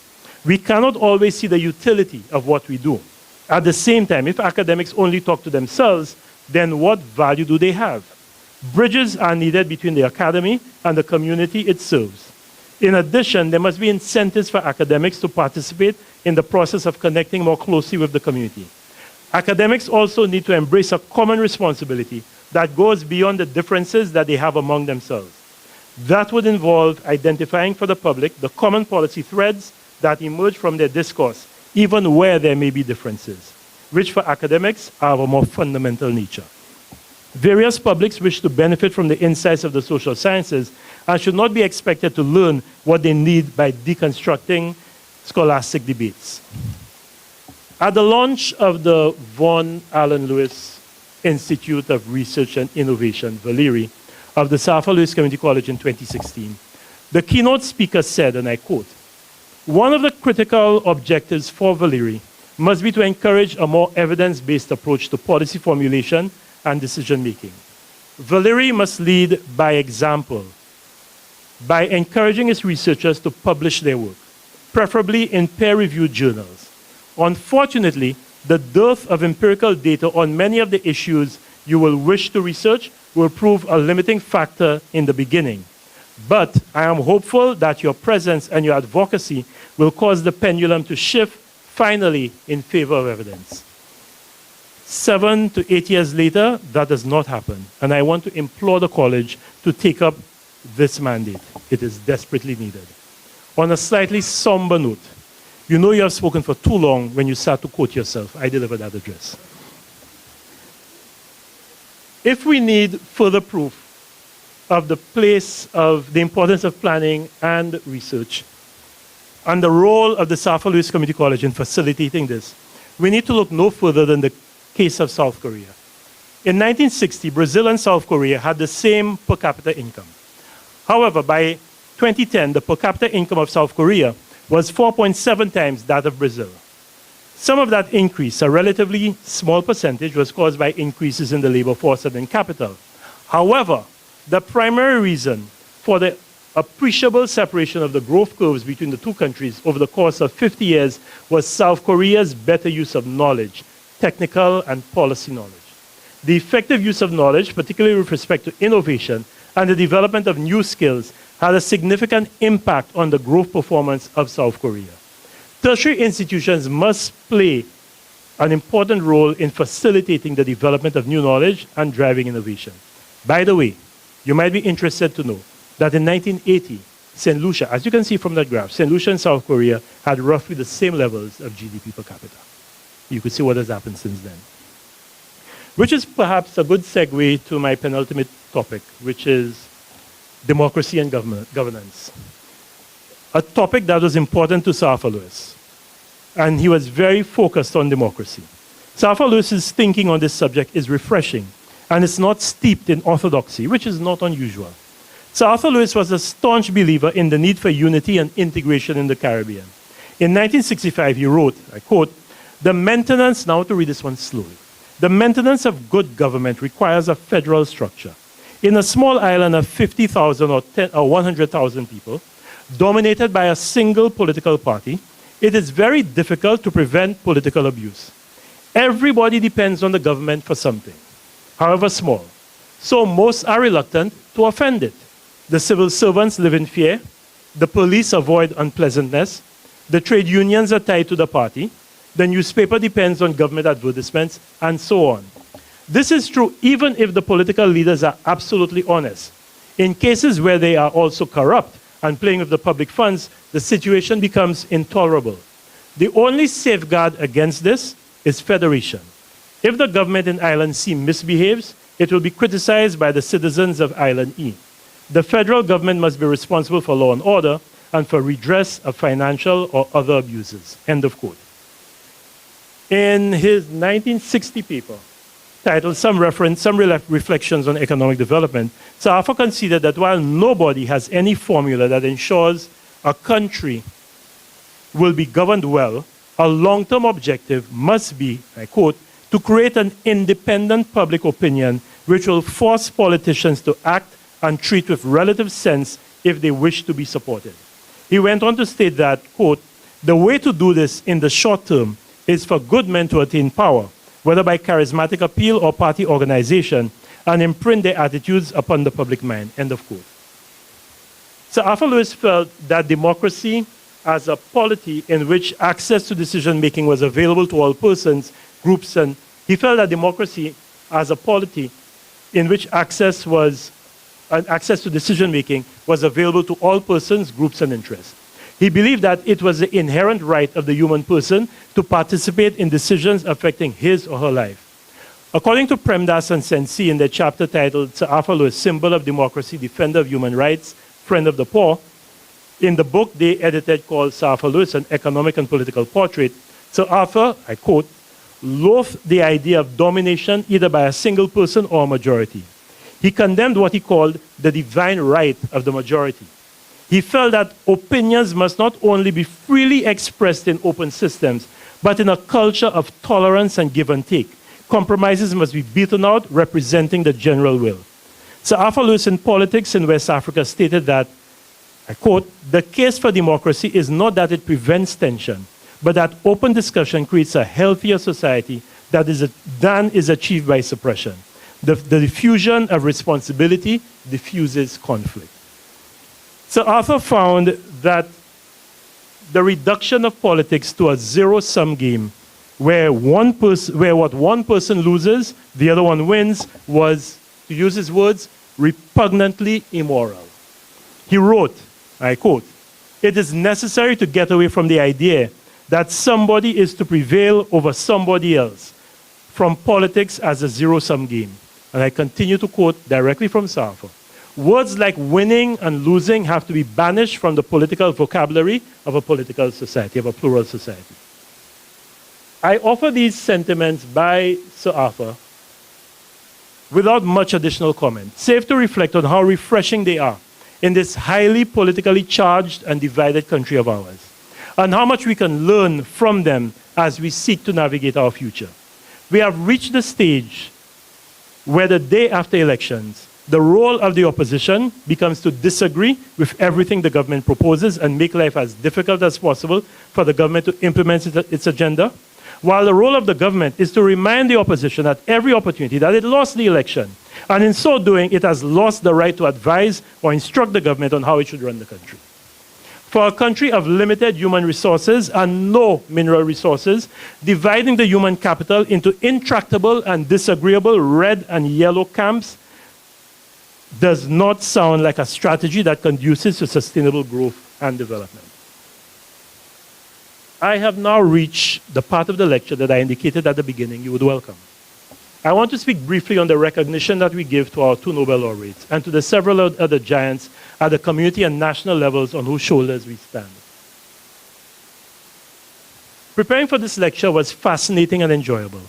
In choosing the topic, I challenged myself to learn more about Sir Arthur Lewis, to understand the circumstances at home in Saint Lucia in the Caribbean and in the UK that created and molded him into the person he became. I read as many of his works as I could find, and equally importantly, I studied the writings of those who had critiqued his work and praised his genius. What I learned during this process was eye-opening and inspiring.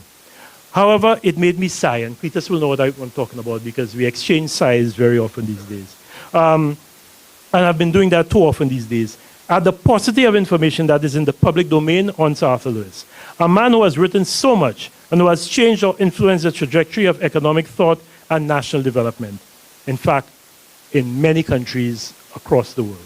The same holds for Sir Derek Walcott, and other greats like Sir Leton Thomas, who we remembered today, Sir Dunstan St. Omer, Sir Danley Alexander, Dr. Gaff St. Omer, Roddy Walcott, Dame Cessan Descartes, Charles Cadet, Dr. Owen King, Gregor Williams, Father Reginald John, George Theophilus, Dame Paulette herself, Gabriel Coco Charles, Agatha Japanel, Leonard Scrub Wellington, Augustine Pan Andrew, Virgie Alexander, Gregory Shining Emmanuel, Eric Branford, Arthur Jacobs, Mindu Philip, Joseph Quintin Charles, Anat Valmore, Amel Mathre, Vincent Joseph Udovic, Guy Ellis, Earl Bousquet, Yves Renard, Theresa Mason, James Fletcher and James Sr. and Esme Fletcher, who happened to be my parents and who pioneered the taxi and ground transportation business in this country. Many people don't know that. David DeMack, Horace Walters, Amma Ambrose, Leroy Joseph, Edward Chef Harry Joseph, Beryl Edwards, Geraldine Rock. To many St. Lucians, these names mean nothing. Absolutely nothing. Even our two national heroes, Sir George Charles and Sir John Compton, how much does the ordinary St. Lucian know about them? All of these and so many others that I do not have the time or the space to mention have made indelible marks on the local, regional, and international landscapes. In a period when we commonly speak about carbon footprints, which is a bad thing, because it represents the bad impact of the fossil fuel economy, the bad impact that the fossil fuel economy is having on our social, economic, and environmental landscapes, we need to look at the Lucian footprints that have been made by our greats and understand where they originated, how they were shaped and influenced, and the big marks that they have made and left on our planet.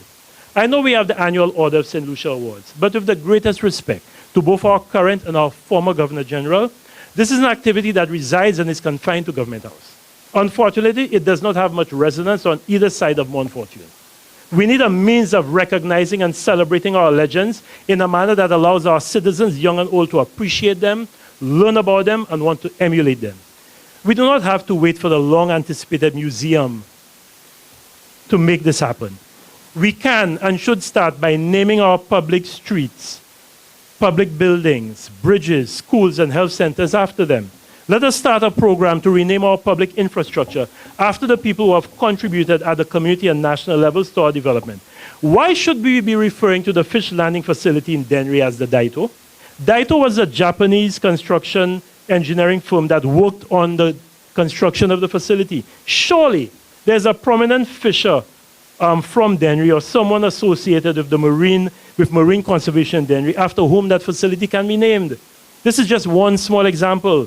We can also add a QR code for those of you who are tech savvy, and Richmond here can help with that. We can add a QR code to the nameplate we attach to any public building so that anyone can scan that code and get detailed information on the giant who is being recognized. Technology also makes it possible for us to establish a virtual museum before we have the physical brick and mortar museum. In fact, the virtual one might be even better because our young people are much more likely to use an app and explore that virtual museum and see who is who, where the lives of these people can be chronicled. Please, let's make this a goal for our 45th anniversary. Something that can unite us rather than the constant, depressing, internecine political warfare that rages every day on the talk shows and social media. Norman Govan, in his 2005 paper, Lewis for the 21st Century, stated that William Arthur Lewis grew up in the knowledge instilled by his mother that, I quote, anything they can do, we can do. We must make our Saint Lucian youth understand and believe this. They are just as good and can be even better than anything or anyone the international village has to offer. I firmly believe that. Ladies and gentlemen, it has been my absolute pleasure to share with you this evening my reflections on the teachings of Sir William Arthur Lewis and the relevance to the 21st century challenges that confront us. Thank you very much.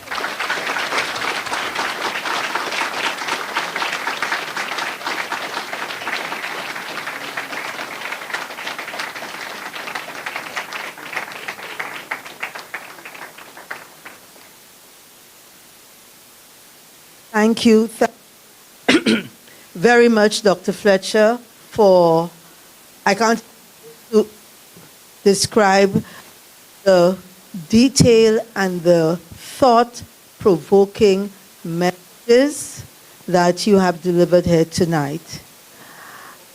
I am very much aware of the time, so I am going to now open the floor to questions. I believe that anyone who wishes to ask questions or comment, you could probably, because I'm looking, you have a mic?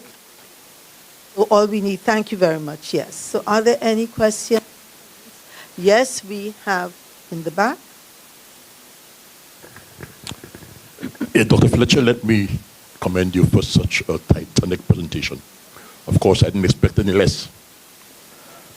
But you made the effort not to talk about climate change. But I've been listening to your postulates for some time.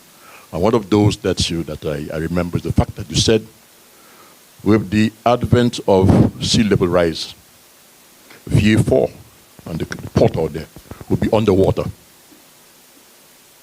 I'm sure you remember making that statement.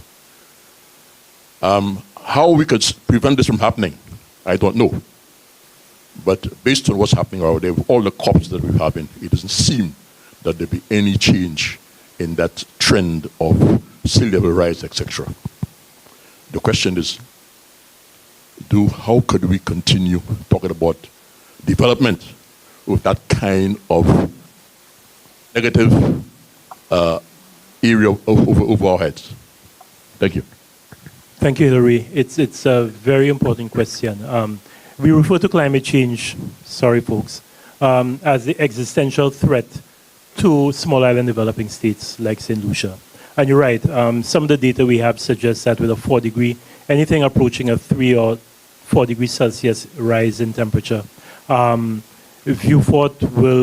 peninsula of Vieux-Fort will be separated from the rest of the island, and that the airport will be completely submerged. We have to do very many things. We have to put pressure on the international community, which is something, again, going back to Sir Arthur, he was very strong on strategic alliances and recognizing our place in the world. One of the things Sir Arthur was criticized for, many people said that he was an Englishman. that he didn't behave like a Caribbean man. And people like Lloyd Best, for example, criticize him for this. But SALCC always felt that to beat the system, you had to understand it and you had to be in it. You could not have your own and then create your own space and think that you could stay on the. It's always a sign that you're talking too much when your mic goes up. But you have to understand. You have to understand what you're dealing with. I think we have to do, Hillary. Our leaders, unfortunately, only talk. Our leaders only talk about climate change around the COPs. That's the only time you hear our prime ministers speak about climate change. But climate change affects everything. It affects every single aspect of our lives. And as I said in a meeting that the CARICOM Secretary General had last Friday of heads of regional organizations to discuss the post-COP28 landscape, we have to cause climate change to be discussed in every single international forum. And I'm happy our Minister of Foreign Affairs is there because I know he understands that. But when the WTO meets, when the WHO meets, every single organization, regional or international, has to have climate change on its agenda because climate change impacts international trade, it impacts tourism, it impacts health, it impacts water security, it impacts food security. You see, it's very easy for the international community to forget about us because we're not that important.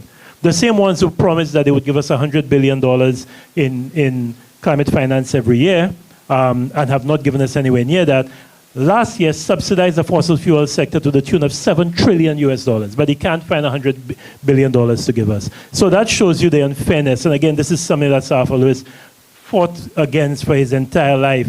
We have to go back to using those systems. I've lost faith in the COPs. I don't attend COPs anymore because I find the multilateral process has really, it's accepting incremental progress that's not in step with the explosion of climate impacts around us. So we have to work outside that. You know, the only time the tobacco industry took cognizance of the pleas of people who were claiming that smoking causes cancer was when people started litigating.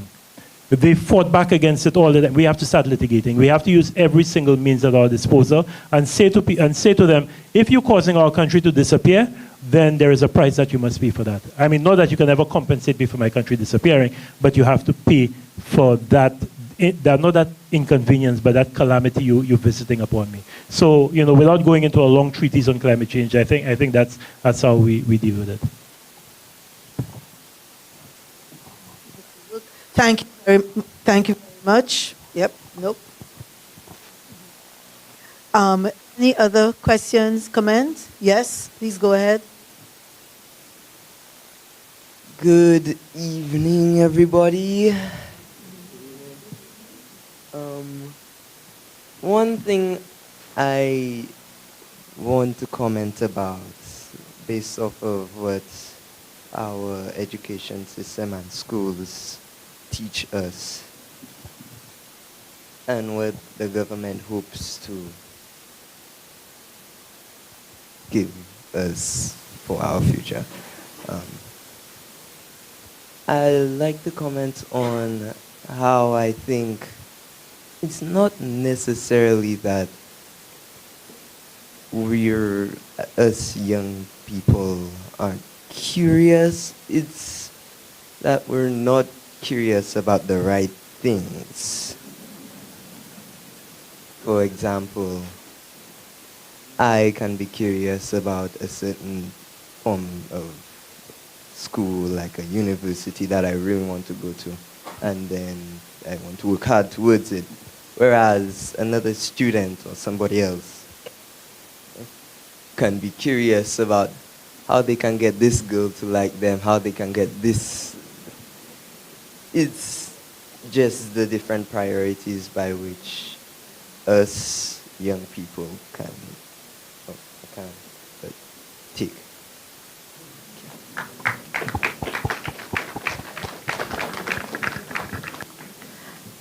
Very good, yes. We have... Thanks, everyone. A current nursing student at the Sir Lewis Community College. What caught my attention the most was when you spoke about the health sector, right?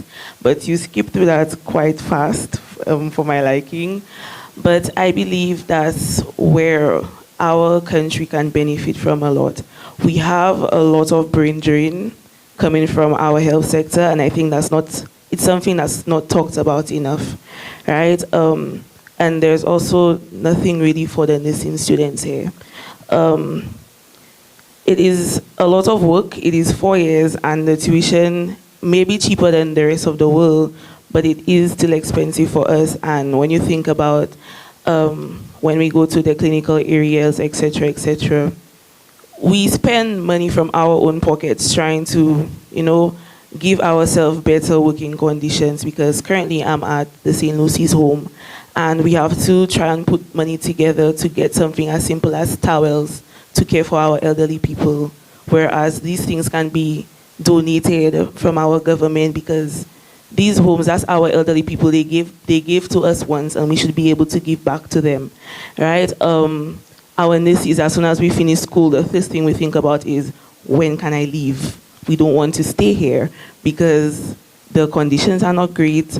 We feel left out, like everything around us is evolving, but nothing is evolving for the medical care here.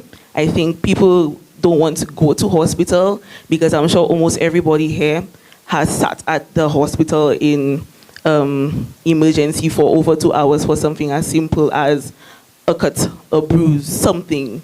But there are not nurses there to care for you in the first place, okay? Because everybody wants to leave. And as nursing students, we sit around, we talk, we're like, so people give, you barely find scholarships for nursing students. And we say, like, what if the government has to give scholarships, and we put okay, so let's say, yes, so we give you a scholarship, but you have to stay here for 10 years, right? So many people, we would want to go because we do not want to be paying all that money for nursing school, and we will stay because we have something keeping us here. So I think that's something our government should really think about. Yeah.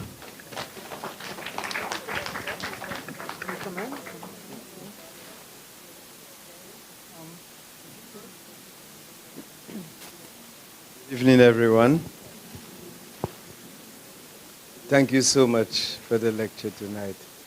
But it was, I think, Tagore, the polymath from India, who was also a Nobel Prize winner. He says, truth never lies in the opposing forces, but the reconciliation of the two. And in another place, Coco Charles, I could to go first, how we reconcile all the tension that exists among ourselves, and I'll go back to that in a little while. But Coco Charles say we're living in a different dispensation today. It's post-Darwinian. It's no longer survival of the fittest, but survival of the slickest. And we're in a rat race right now in Saint Lucia.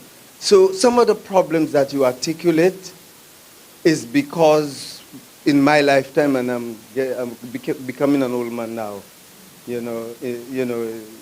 at a certain age. And I've realized it's a survival of the slickest for true. It's a rat race going on in this country. And then we blame the youth and we blame all of these, but the problem is us, the older ones. We create a society, get what you can it, and sit on it. It's all about us. And them old young people, they are very smart. They're observing us. Our behavior, professor, but they're doing every man for himself. There's a rat race going on there, and the young people understand that. And that's where the problem, part of the problem lies, in the hypocrisy, in the way we treat one another, in the way we deal with one another. And that's a serious problem. And that is why I'm looking for some kind of a way where we can reconcile this problem. And you speak about food security, I say food insecurity. We can feed ourselves with all that land that we have on the island. And it's shrinking. Our land bank is shrinking. That's another subject in itself. And we have a number of estates that we follow there, and nothing is happening. Granance, Louvet, and many others, Mena. All of these lands, well, we need to put young people to work in these places. Fellas can't even think so. They get on stage, they get women, they get popular, they get, they're on TV. bring young people into agriculture, you give them appropriate technology, deal with the situation so that we can produce food to feed ourselves.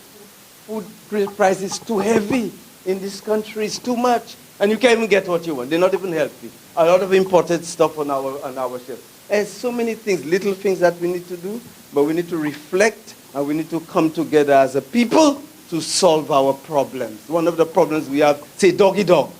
Pardon me, c'est pas faute.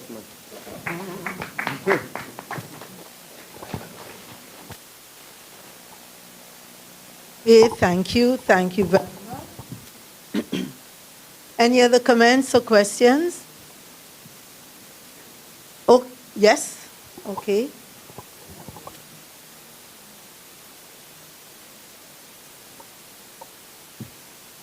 Yes, right here. Thank you.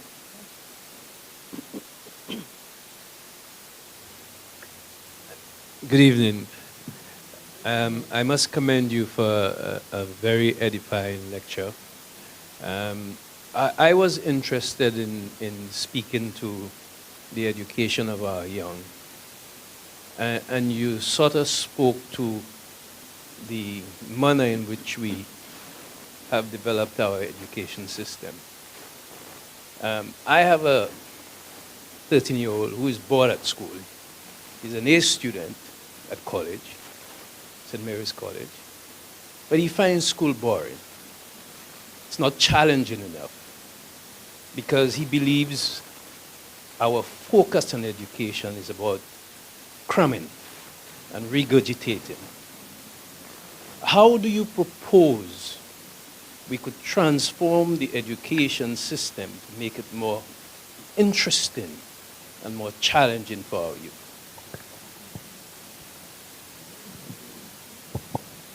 Andy, there are people in this room who are so much better at answering that question than I am, that I won't even attempt to, but you're absolutely right. I think part of the problem is our schools, as I said, that quote by Kirsten is a little harsh, but it's true. Our schools have not evolved in the last 100, 150 years. They still look the same. We cause our children who are digital natives to disconnect when they get into school. Instead of teaching them how they can use this, is one of the most powerful things ever invented. I have on this everything that I had in World Book Encyclopedia and all of these other things. It's in this now. With my phone, I have access. You can ask me a question now. I can go in there and look for a response. And if I don't know, I'll use ChatGPT and it'll give me a response, which is not good. But we have to cause our children to interact better with the tools that are around them. Our education system needs to change its priorities. It cannot just be the one-way transmission. The reason your 13-year-old is bored is because it's a one-way transmission of information. I dropped geography at St. Mary's College, something I regret to this day, because my geography teacher, Brother O'Connor, bless his soul, felt that the only way to test your knowledge of geography was by you regurgitating everything that he taught. And I don't learn that way. I don't learn by regurgitation. I learn by understanding and reproducing in my words how I have appreciated a subject. And I found that no matter how hard I tried, the best I could get with Brother O'Connor was 70. And I figured, okay, 70 is not a bad mark, but I can't be working so hard for a 70. And the harder I try, I will get 71, 72, but I can't pass that threshold. And, and that's been going on for a while now. We have to change other countries are doing it, but in the Caribbean, there's a reluctance for us to change. We just figure, to change that, that's so much trouble. So we keep the incentives regime as it is because it's too much trouble to change it. We keep the social safety net program as it is, knowing that we're leaking money. Everybody getting in concessions on rice, flour, and sugar. Everybody getting concession, and that shouldn't be, but it's too difficult to change. We have to get past this thing about it being too difficult. We have to change it because we are losing out. There are opportunities that are being lost, and I think there's a boldness that's needed from our leadership that we're not seeing. And maybe it's because they're so preoccupied dealing with all the firefighting around them, but they need to be able to step back. One of my biggest criticisms when I became cabinet secretary and it became amplified when I became a minister, was to see what the cabinet of ministers, the most powerful group of people in this country, because they will determine how you live, what laws are passed. Every week they sit down in a cabinet and for 5 hours they go over things like who gets study leave with pay, who gets concessions, who gets incentives. The items that get deferred are the weighty items. So a new policy position on mangroves, or a new policy position on social safety nets. Boy, that there's too much work in that. And it'll get deferred and deferred and deferred until the line minister will be asked, okay, minister, give me a summary of what's there. And then by that minister's summary, Diggs, I'm sorry, I'm telling tales out of school. That's Cabinet Secretary Augusta Digazo. I'm really sorry I'm doing. But that is what happens. And that's not peculiar of this cabinet. That's all the cabinets before. You cannot have the most influential and powerful group of men and women in this country coming together once a week. If this was, I know we always scoff when you talk about comparing government with business, but if this was a group of directors managing a company, they'd be fired. Because you can't be wasting your time dealing with this issue, but that is what they deal with every week. And they don't even deal with matters. So the cabinet will not sit back and say, okay, you know what, we have a serious violent crime problem in this country. And I heard Fletcher talk some nonsense there about social determinants of crime. But are there really social determinants of crime? I want a policy paper. I want the Ministry of Equity and the Ministry of National Security and the Ministry of Education to come together to produce something so that we can. That doesn't happen. Cabinet looks at papers that permanent secretary, in his or her wisdom, has decided is of import to send to cabinet, and cabinet will then look at it. That's how cabinet operates. We have to change that. Until that happens, Andy, we will not see that boldness of action that will cause your 13-year-old to be less bored in school. We will not see the things that need to happen to address many of the issues that we discussed here tonight. I'm sorry. I can't be more optimistic and encouraging than this, but that's the reality that we face.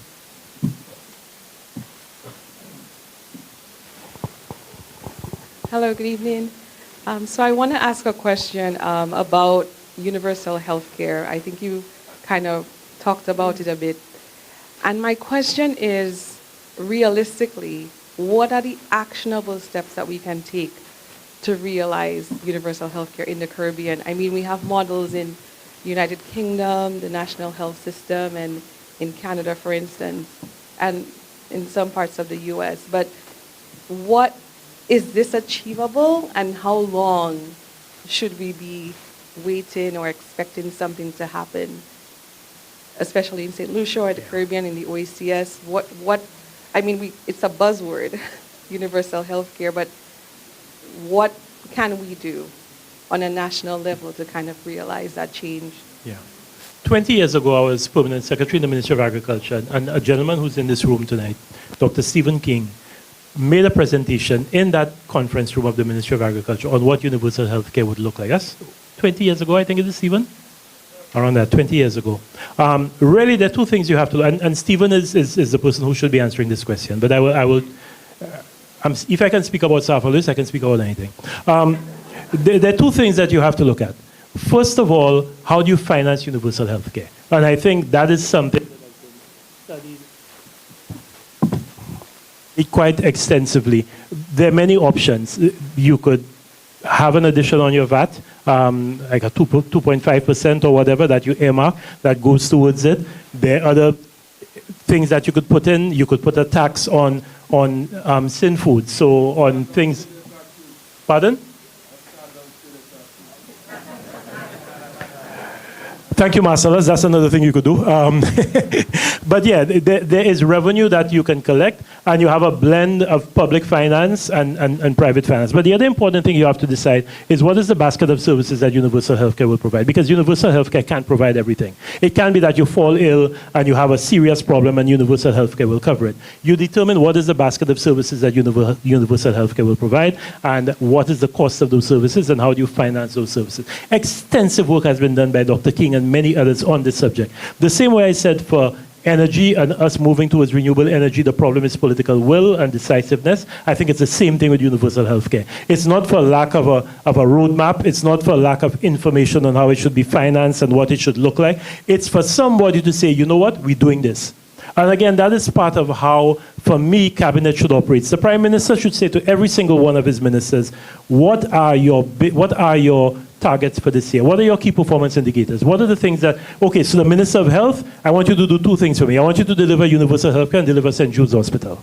I went there. The Minister of Agriculture, I want you to look at how do we cause a land use plan to be brought to Parliament so that we can safeguard those 30,000 acres that are still there and ensure that they are not used for anything else. I also want a plan for the resuscitation of the 15 watersheds. You have 2 years to do that. You will be judged on that. That doesn't happen. So if you're not setting targets, then you can't measure the performance of your people, and you also can't ensure that there's any progress. So the short answer to your question is that that work has been done, has been worked out. It just takes somebody now to say we're doing it. Don't change the name from universal healthcare to universal health coverage to, they've changed the name, but nobody wants to do it. And a pilot project was done, you know, for diabetes and hypertension. Am I not right, Dr. King? And it worked very well. You know, showed how it could be financed, but we abandoned it, and that's what happens. You know, we have this thing in Saint Lucia. Have you ever seen the movie 50 First Dates? Okay, in 50 First Dates, this girl loses her memory every time she wakes up, and her partner has to remind her who he is, and re-court her every day. That's what happens in Saint Lucia every 5 years. It's 50 First Dates. We have to go through this process all over again. We have to start all over again and restart, and some of the things we started, we have to push them away, or we have to call them something different. You cannot run a country that way. You cannot plan your long-term development that way. If we would do something different, we would have universal healthcare a long time ago.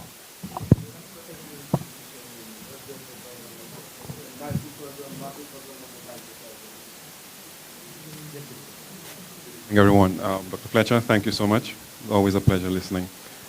I always live with something. I was looking at your statistics here, and it struck me. Statistics on alcohol consumption for the 19th century, the last 20 years of the 19th century, are very close to what you're showing here. We were looking for rum export. We couldn't find exports. Most of the rum being consumed in Saint Lucia, produced in Saint Lucia, was being consumed in Saint Lucia. And we knew that because the taxes were being paid on rum. There was more, so we decided, okay, fine, what happens in the archives? You get lost because you get interested in different things. The rum was going, a little bit was going to the French islands. But then I started to find whiskey coming in, beer coming in, lots of alcohol coming in.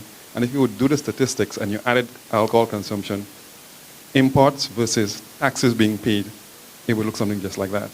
I'm wondering, what about St. Lucia requires the population to be high all the time? The spirit of St. Lucia.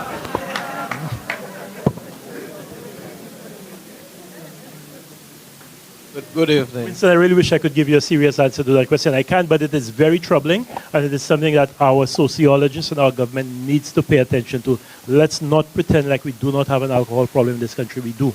And that alcohol problem is manifesting itself in very many ways. You know, you talk about a problem with domestic violence. How many of these domestic violence incidents are linked to alcohol consumption? You know, how many of these accidents we see on the road, vehicle accidents, are linked to alcohol consumption? We cannot sweep it under the rug. We have to deal with it because it is causing problems. So I'm happy that, you know, that work has started, but we need now to see it elevated so that all of our social partners come together and devise a solution to this problem. Yes, Keith. Okay. Anybody else? Yes, so we are going to allow 2 more. So please, go ahead. Good night, everyone. And thank you, Dr. Fletcher, for a very, very much a development economist type presentation, notwithstanding your initial statement. So I quite enjoyed the presentation. But I have 2 points. Well, one really just a comment, and the second is a question that I'm hoping you can answer. I'd certainly give some thoughts. Your thoughts on it. This one really, I support the idea of as a development economist myself, there being a greater focus on social development. Because a lot of the issues that we have in terms of, our ability to compete on a global stage can be linked back to the inefficiencies we have in the social sector. And I think you touch on that quite well. And it would be nice to see a greater focus, especially around budget time, when you determine you have a dollar, how we allocate that dollar. Where do we put the dollar? And more of the dollar go into the social. One would be surprised that economists would say that, because a lot of times all the issues about balancing budget and doing those things. But in truth and in fact, especially if you think back, for instance, when countries were faced with structural adjustment problems, we had to programs, and we had to go back to the whole notion of structural adjustment programs with a human heart, right? A human face. And that speaks to the need for this level of focus on the social development. But that's just my comment. The question I want to ask you, because it seems as if every time we speak about the challenges of development, one speaks about why is development difficult to achieve? The P keeps, the P keeps coming out. I wouldn't say the full term, but I'm sure you picked up already. How do we address the inhibiting issues surrounding development around politics? Thank you. Very good question. We have to play a more active role in politics. We cannot leave. Who was it that said, politics is too important to be left to politicians? Actually, I have it as a quote in my book. But that really, and that's no knock on politicians, especially my good friend here, Honorable Alva Baptiste. But you have politicians and you have politicians. And unfortunately, we have a situation, not just in Saint Lucia, but in many countries, that winning a popularity contest the following day puts you in charge of the levers of power of a country. That's what you do. You win a popularity contest called a general election.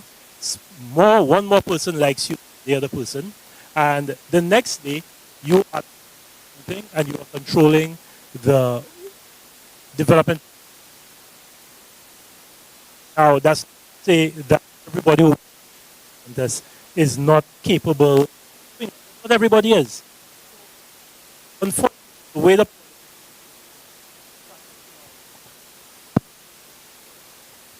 the way the there must be a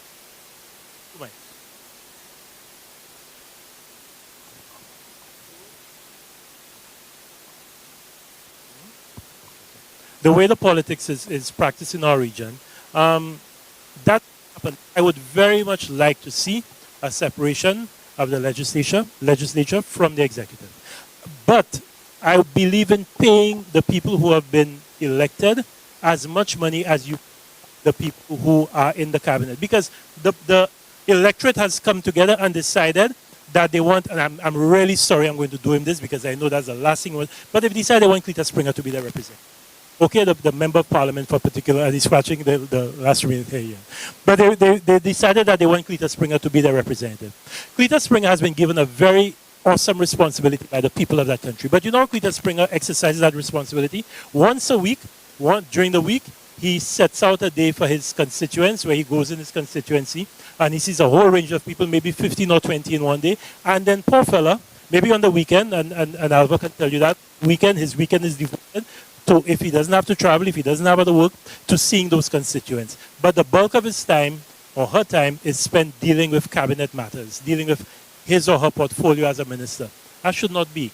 A parliamentarian should have the bulk of his or her time spent dealing with the challenges of the people who elected him or her into office and sitting in parliament and passing proper laws that they have read, because too many of our MPs, President Company excluded, because I know him, have laws in front of them that they take into parliament that they haven't read.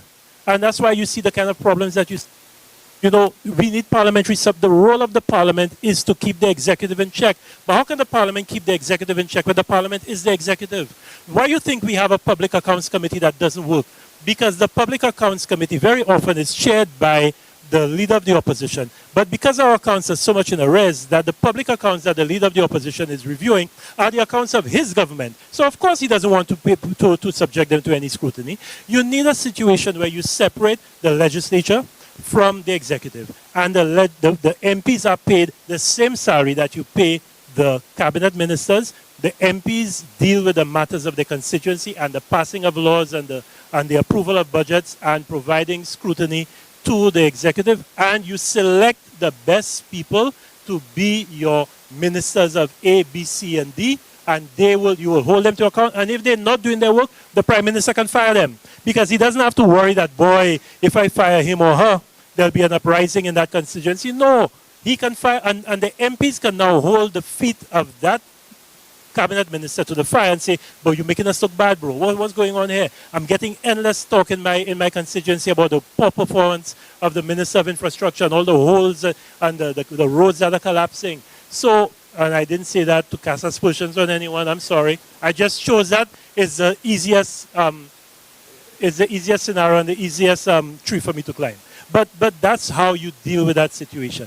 And going back to something that you said, you didn't touch on it, but economists are always preoccupied with productivity, but we never understand that there's a social dimension to productivity. It's as if we can appoint a productivity council and lo and behold put prescriptions on how people's productivity can... But if that person is having a bad time at home, if that person is unhealthy, if that person is living in an environment that is not conducive, we saw that in the public service when we set up the employee assistance program. I was shocked at how quickly that program was oversubscribed, with public servants presenting with a multitude of problems that were militating against their proper performance in the service on their job. So there's a social dimension to everything that we do that we don't pay attention to. And that's one of the great things about Sir Arthur. He understood that social dimension. And that's why we have to go back to a system of development planning in this country where we look at the totality.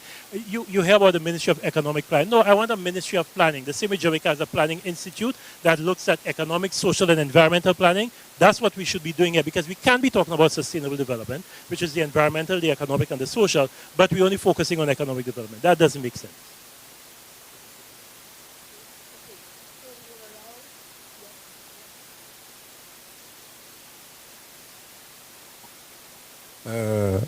Bonsoir tout le monde. Moi c'est Jean Martinique. Je suis considéré comme lucky pour moi en plastique. Ça, je suis content. Je j'attends de parler du docteur Fletcher. Moi ça vise à participer à la conférence. Excusez-moi si je ne parle pas créole, je préfère que tout le monde comprenne. Et moi ça vous a participé à la conférence Paris, conférence sur le climate change. Félicitations. Mais mon anti regret au soir, something missing. Là, je attendre toutes ces statistiques-là. Je ne pas rien en l'air Martinique, Guadeloupe, Guyane. Est-ce que c'est parce que vous ne parlez pas connaître? Est-ce que c'est parce que vous parlez météo? Parce que le problème climate change, il faut que nous, ensemble, pour nous travailler. Le problème alcool là, au dia. Est-ce que vous savez, je ne suis pas sûr que si vous avez une statistique Martinique, vous avez dit que 5 ici plus haut. Parce que Martinique, nous avons fait Rome. Et nous avons pris le Rome Martinique. Il y a une jeune femme et puis jeune homme qui est mort. Every 5 days you have a death on the road. Not only people accidentés, mais il y a l'homme qui est mort because of alcohol. C'est ça que je suis puisque demain, Martinique est entré en CARICOM.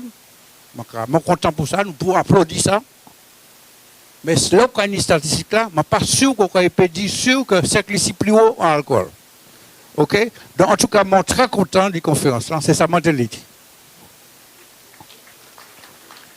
Merci beaucoup. Oui, je vais mettre Martinique petit parole aujourd'hui. C'est parce que moi, je voulais constituer ça va parler à sous cette liste. Si moi j'étais pour mener Martinique, Guadeloupe, Guyane, Stevens, tous ces autres pays, je vais quitter ici à Oswald. So, mais ça nous ça d'accord, c'est tous ces petits pays Caraïbes là, ni même problème là. Nous tous ni même problème là. Adani nous ni problème là petit, adani nous ni problème là gros, mais nous tous ni même problème là. Et c'est encore c'est yon se bay là ça fait parler souvent sur nous ni pour venir ensemble.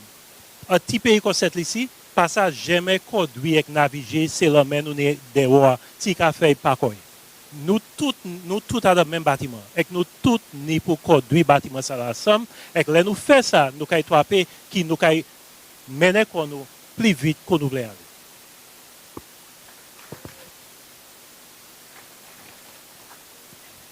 So Teddy, I want to say I got thumbs up.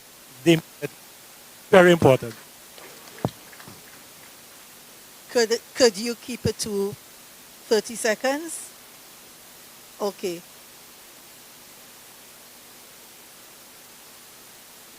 Okay, can I exercise my moderator, my presenter privilege and say Teddy and then Keithlin. Keithlin, you'll have the last word.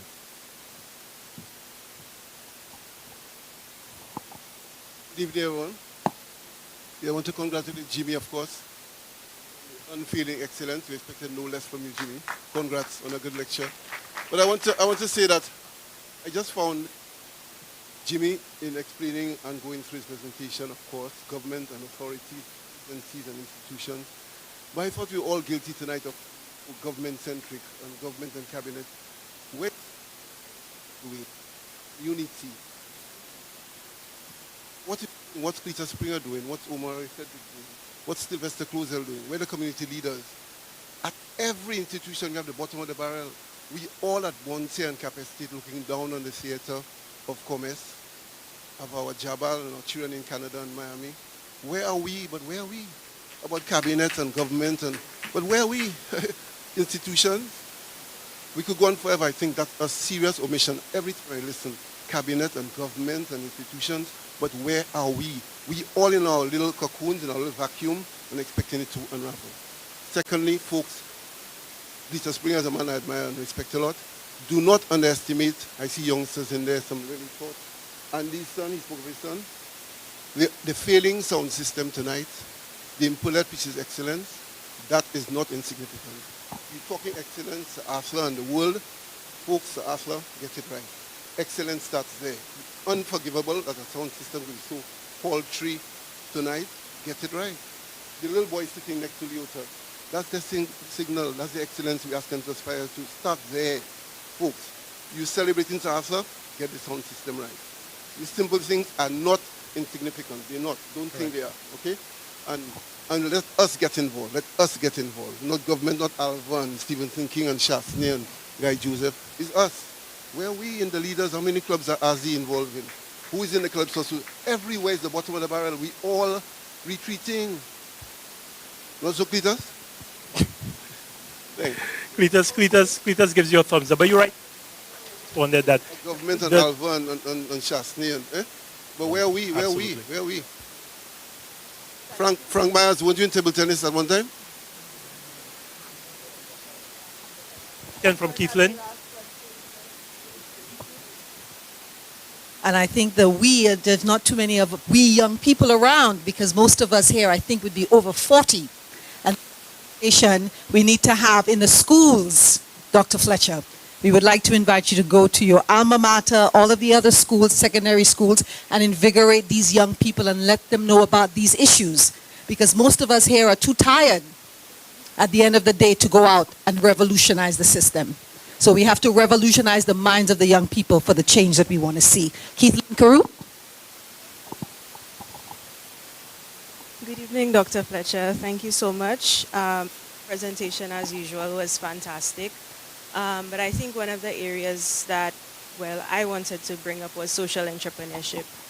As a social entrepreneur, I just feel like every single day trying to implement social interventions in Saint Lucia as an independent organization that is non-partisan is like a wrestling match every day.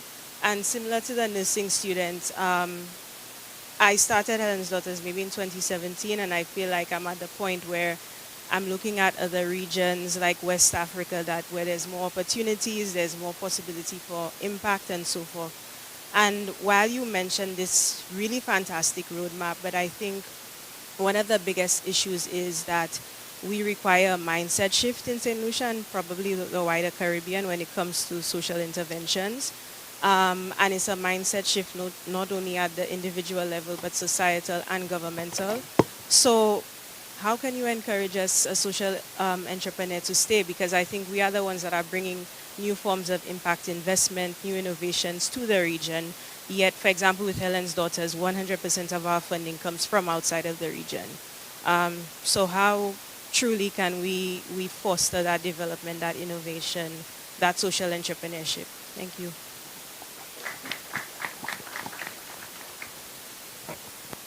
Ditto, agree everything you said, Keith. And you're right. We need a complete change in mindset. We need a re-engineering of this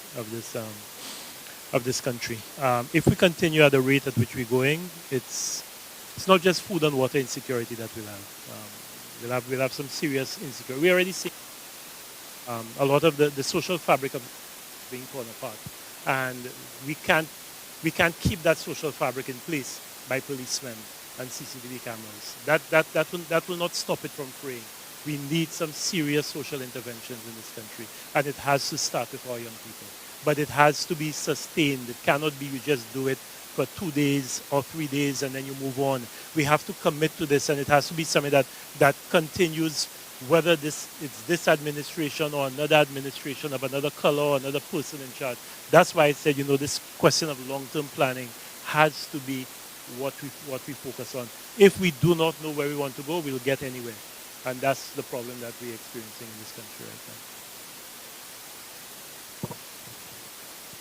Thank you very much, Dr. Fletcher. And I will exercise a couple seconds of my role as moderator. Actually, we're sorry I was a moderator tonight because I already had so much I wanted to say. The one thing I just want us, and it touches a little bit on what Mr. Francis said, what Teddy was saying. In Saint Lucia, Nobel Laureate Week, in Saint Lucia, we have a lot of educated, but put education aside, we have a lot of intelligent people. We have a lot of persons who have gone. Everybody has masters, doctorate, second doctorate, third doctorate. And then they are placed in positions where they could make a change. And I see where we are making decisions in education, in health. And it boggles the mind because I know that the persons who are agreeing and pushing certain things know better. They know this will not work. We are repeating mistakes. And I often ask myself, why? Why are we doing things which we know are not going to work? And then we started to ask, is it because we are getting financing from overseas and therefore we are leaning to what the financiers want, what the funders want? I as a consultant, sometimes I have certain conservation organizations, we are going to fund this. This is what we are going to fund.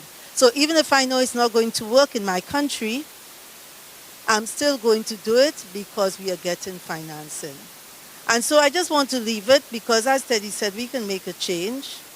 And we know when we are working in organizations where we are doing things that we know are not going to work, and yet we do it. And, Dr. Fletcher said it's up to the young people, but you know what? It's not. It's up to...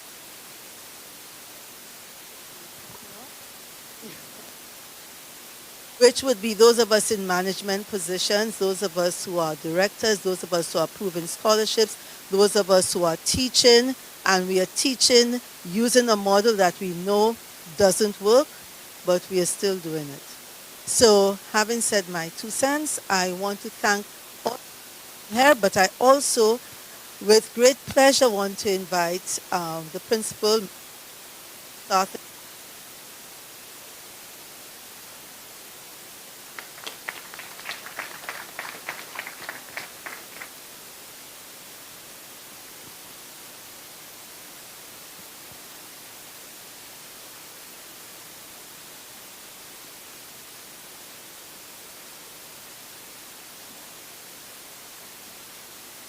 Good evening, ladies and gentlemen.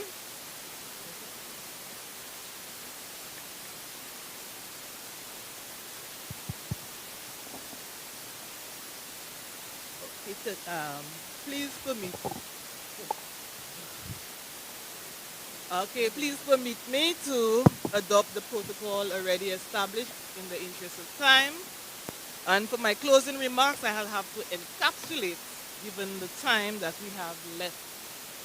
So although I want to adopt the protocol already established, I want to recognize among us our acting Governor General, also Dame Paulette Louisy, the President of the Senate, our diplomatic corps, and our chair.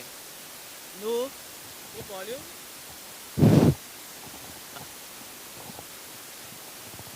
Okay, so what I'm going to do today is, this afternoon, this evening, is to encapsulate the closing remarks. So, ladies and gentlemen, in their indomitable ways, several people and organizations have contributed to the success of this session today, this lecture today. It's against this backdrop I want to draw on the following quote that I love from an unknown author that says, "Hem your blessings with thanksgiving, so they won't unravel." So therefore, on behalf of Sir Arthur Lewis Community College family, it is time that we ensure that our blessings do not unravel. So we are going to express heartfelt thanks to everyone here and to many organizations who have played instrumental roles in making this event a reality. First and foremost, I want to thank the dedicated members of the Nobel Laureate Festival Organizing Committee. A number of them are here. I would like you to stand and take a bow. Those of you who are here, I could see a number of you here, so please stand. Yeah. And let us give them a round of applause. Because of your meticulous planning, your impeccable execution of the event, we could see we have a very, very successful time. Special thanks to my Board of Governors. I see 2 members here. The college staff, students. Your unwavering and continued support has been the bedrock of our endeavors. You see our students here, they danced, they sang, they did all kinds of things. And so Arthur Lewis Community College family has been very, very instrumental in whatever is happening with us for this week. We want to sincerely thank our distinguished keynote speaker for sharing your profound insights and enriching our understanding of today's topic. You have paid tribute to Sir Arthur Lewis' legacy and have left an indelible mark on our hearts and minds. Your insightful words have illuminated our minds and inspired us. Thank you for sharing your expertise and enriching our event with your presence. Thank you. I want to call our chair in a while to give you a token of our appreciation. Your profound historical insights and reflections on the application of the teaching of Sir William Arthur Lewis in Saint Lucia's 21st Century Development Challenges reminds us that we are living in the best of times and we are also living in the worst of times. And navigating the future is a collective effort where we must make logical policy decisions. So it is a collective effort. We have to collaborate to make these policy decisions. He articulated that we must focus on food security. He also reminds us that the renewable energy sector must be considered to ensure the viability of our economy. He recommended that we revisit our incentives to attract investors where we St. Lucians have the bargaining power. Many times we realize that we do not have that power. He asked us to reflect on the status of our human capital to navigate the challenges of our times. Most importantly, he spoke about ensuring the holistic development of our people, and which is very, very important for us. He also articulated that our education system must focus on 21st century survival skills that facilitate our transition in the dynamic global environment. And I want to say to you, Dr. Fletcher, that we at Sir Arthur Lewis Community College, we have started this, where we are working on a life skill course and compulsory life skill course for all students. Before they graduate, they must complete it. It is a non-credit course, and we have started it. My vice principal of academic, Dr. Winston Spilgens, is here in the audience, and he sent me the first draft, so we're looking at it and for us to start it in September. Thank you very much. We hope that, so he also touched the vexing thing of the vexing issue of citizen security. We all know that it is vexing for us, not just in Saint Lucia, but in the Caribbean and globally. He recommended that we focus on early childhood education to address the challenges of human development. He also touched on the importance of evidence-based decision-making to enact social change. With respect to governance, he opined that we must learn from Sir Arthur Lewis's writings on democracy to facilitate sustainability. He also reminded us to look at our St. Lucian footprints and remember our legends who have made major contributions to nation building. Thank you for this thought-provoking presentation. A round of applause to our moderator, Dr. Marie-Louise Felix, whose guidance ensured a smooth and engaging session throughout the lecture. We thank you for your sterling performance. Thank you, thank you. We also thank our talented staff and students. We have Phoebe Dovey here, Nashon Anthony, and Mrs. Elra Ermay-Glasgow for adding this musical touch to our event. Your performance truly showcased the incredible talents within our college, and we are immensely proud.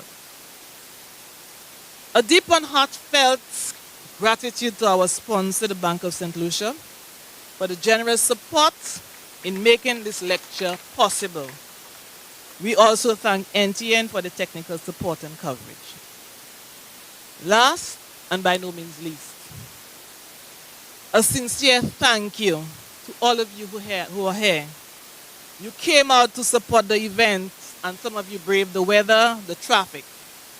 Your presence has added great value.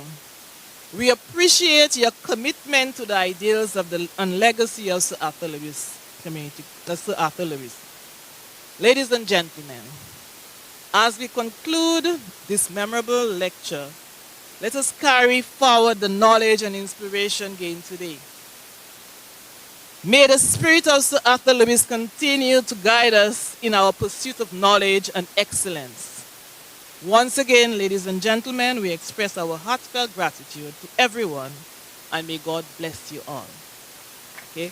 I want to now call on our chair, Mr. Springer, to present a token of appreciation to our keynote.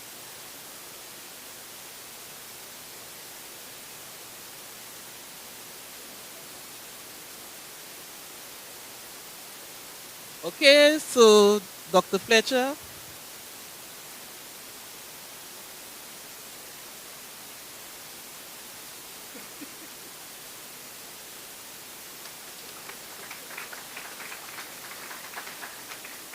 Thank you very much.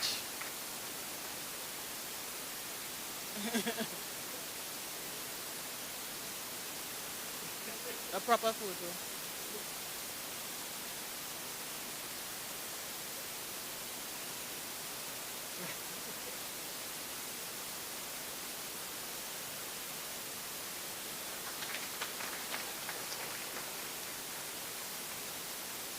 Thank you very much. Thank you, Principal. for your closing remarks. And once again, thank you, Dr. Fletcher, for being with us today and really inspiring us and giving us lots to think about.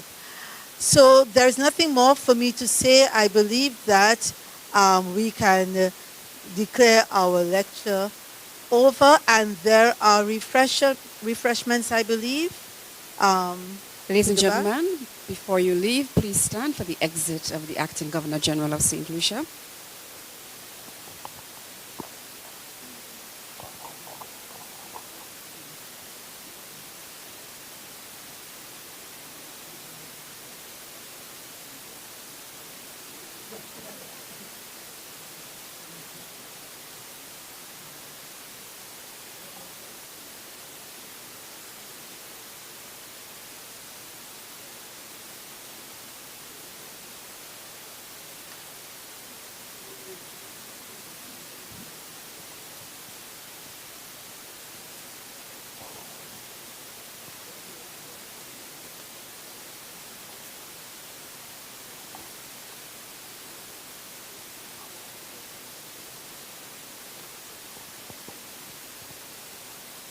Thank you so much, ladies and gentlemen.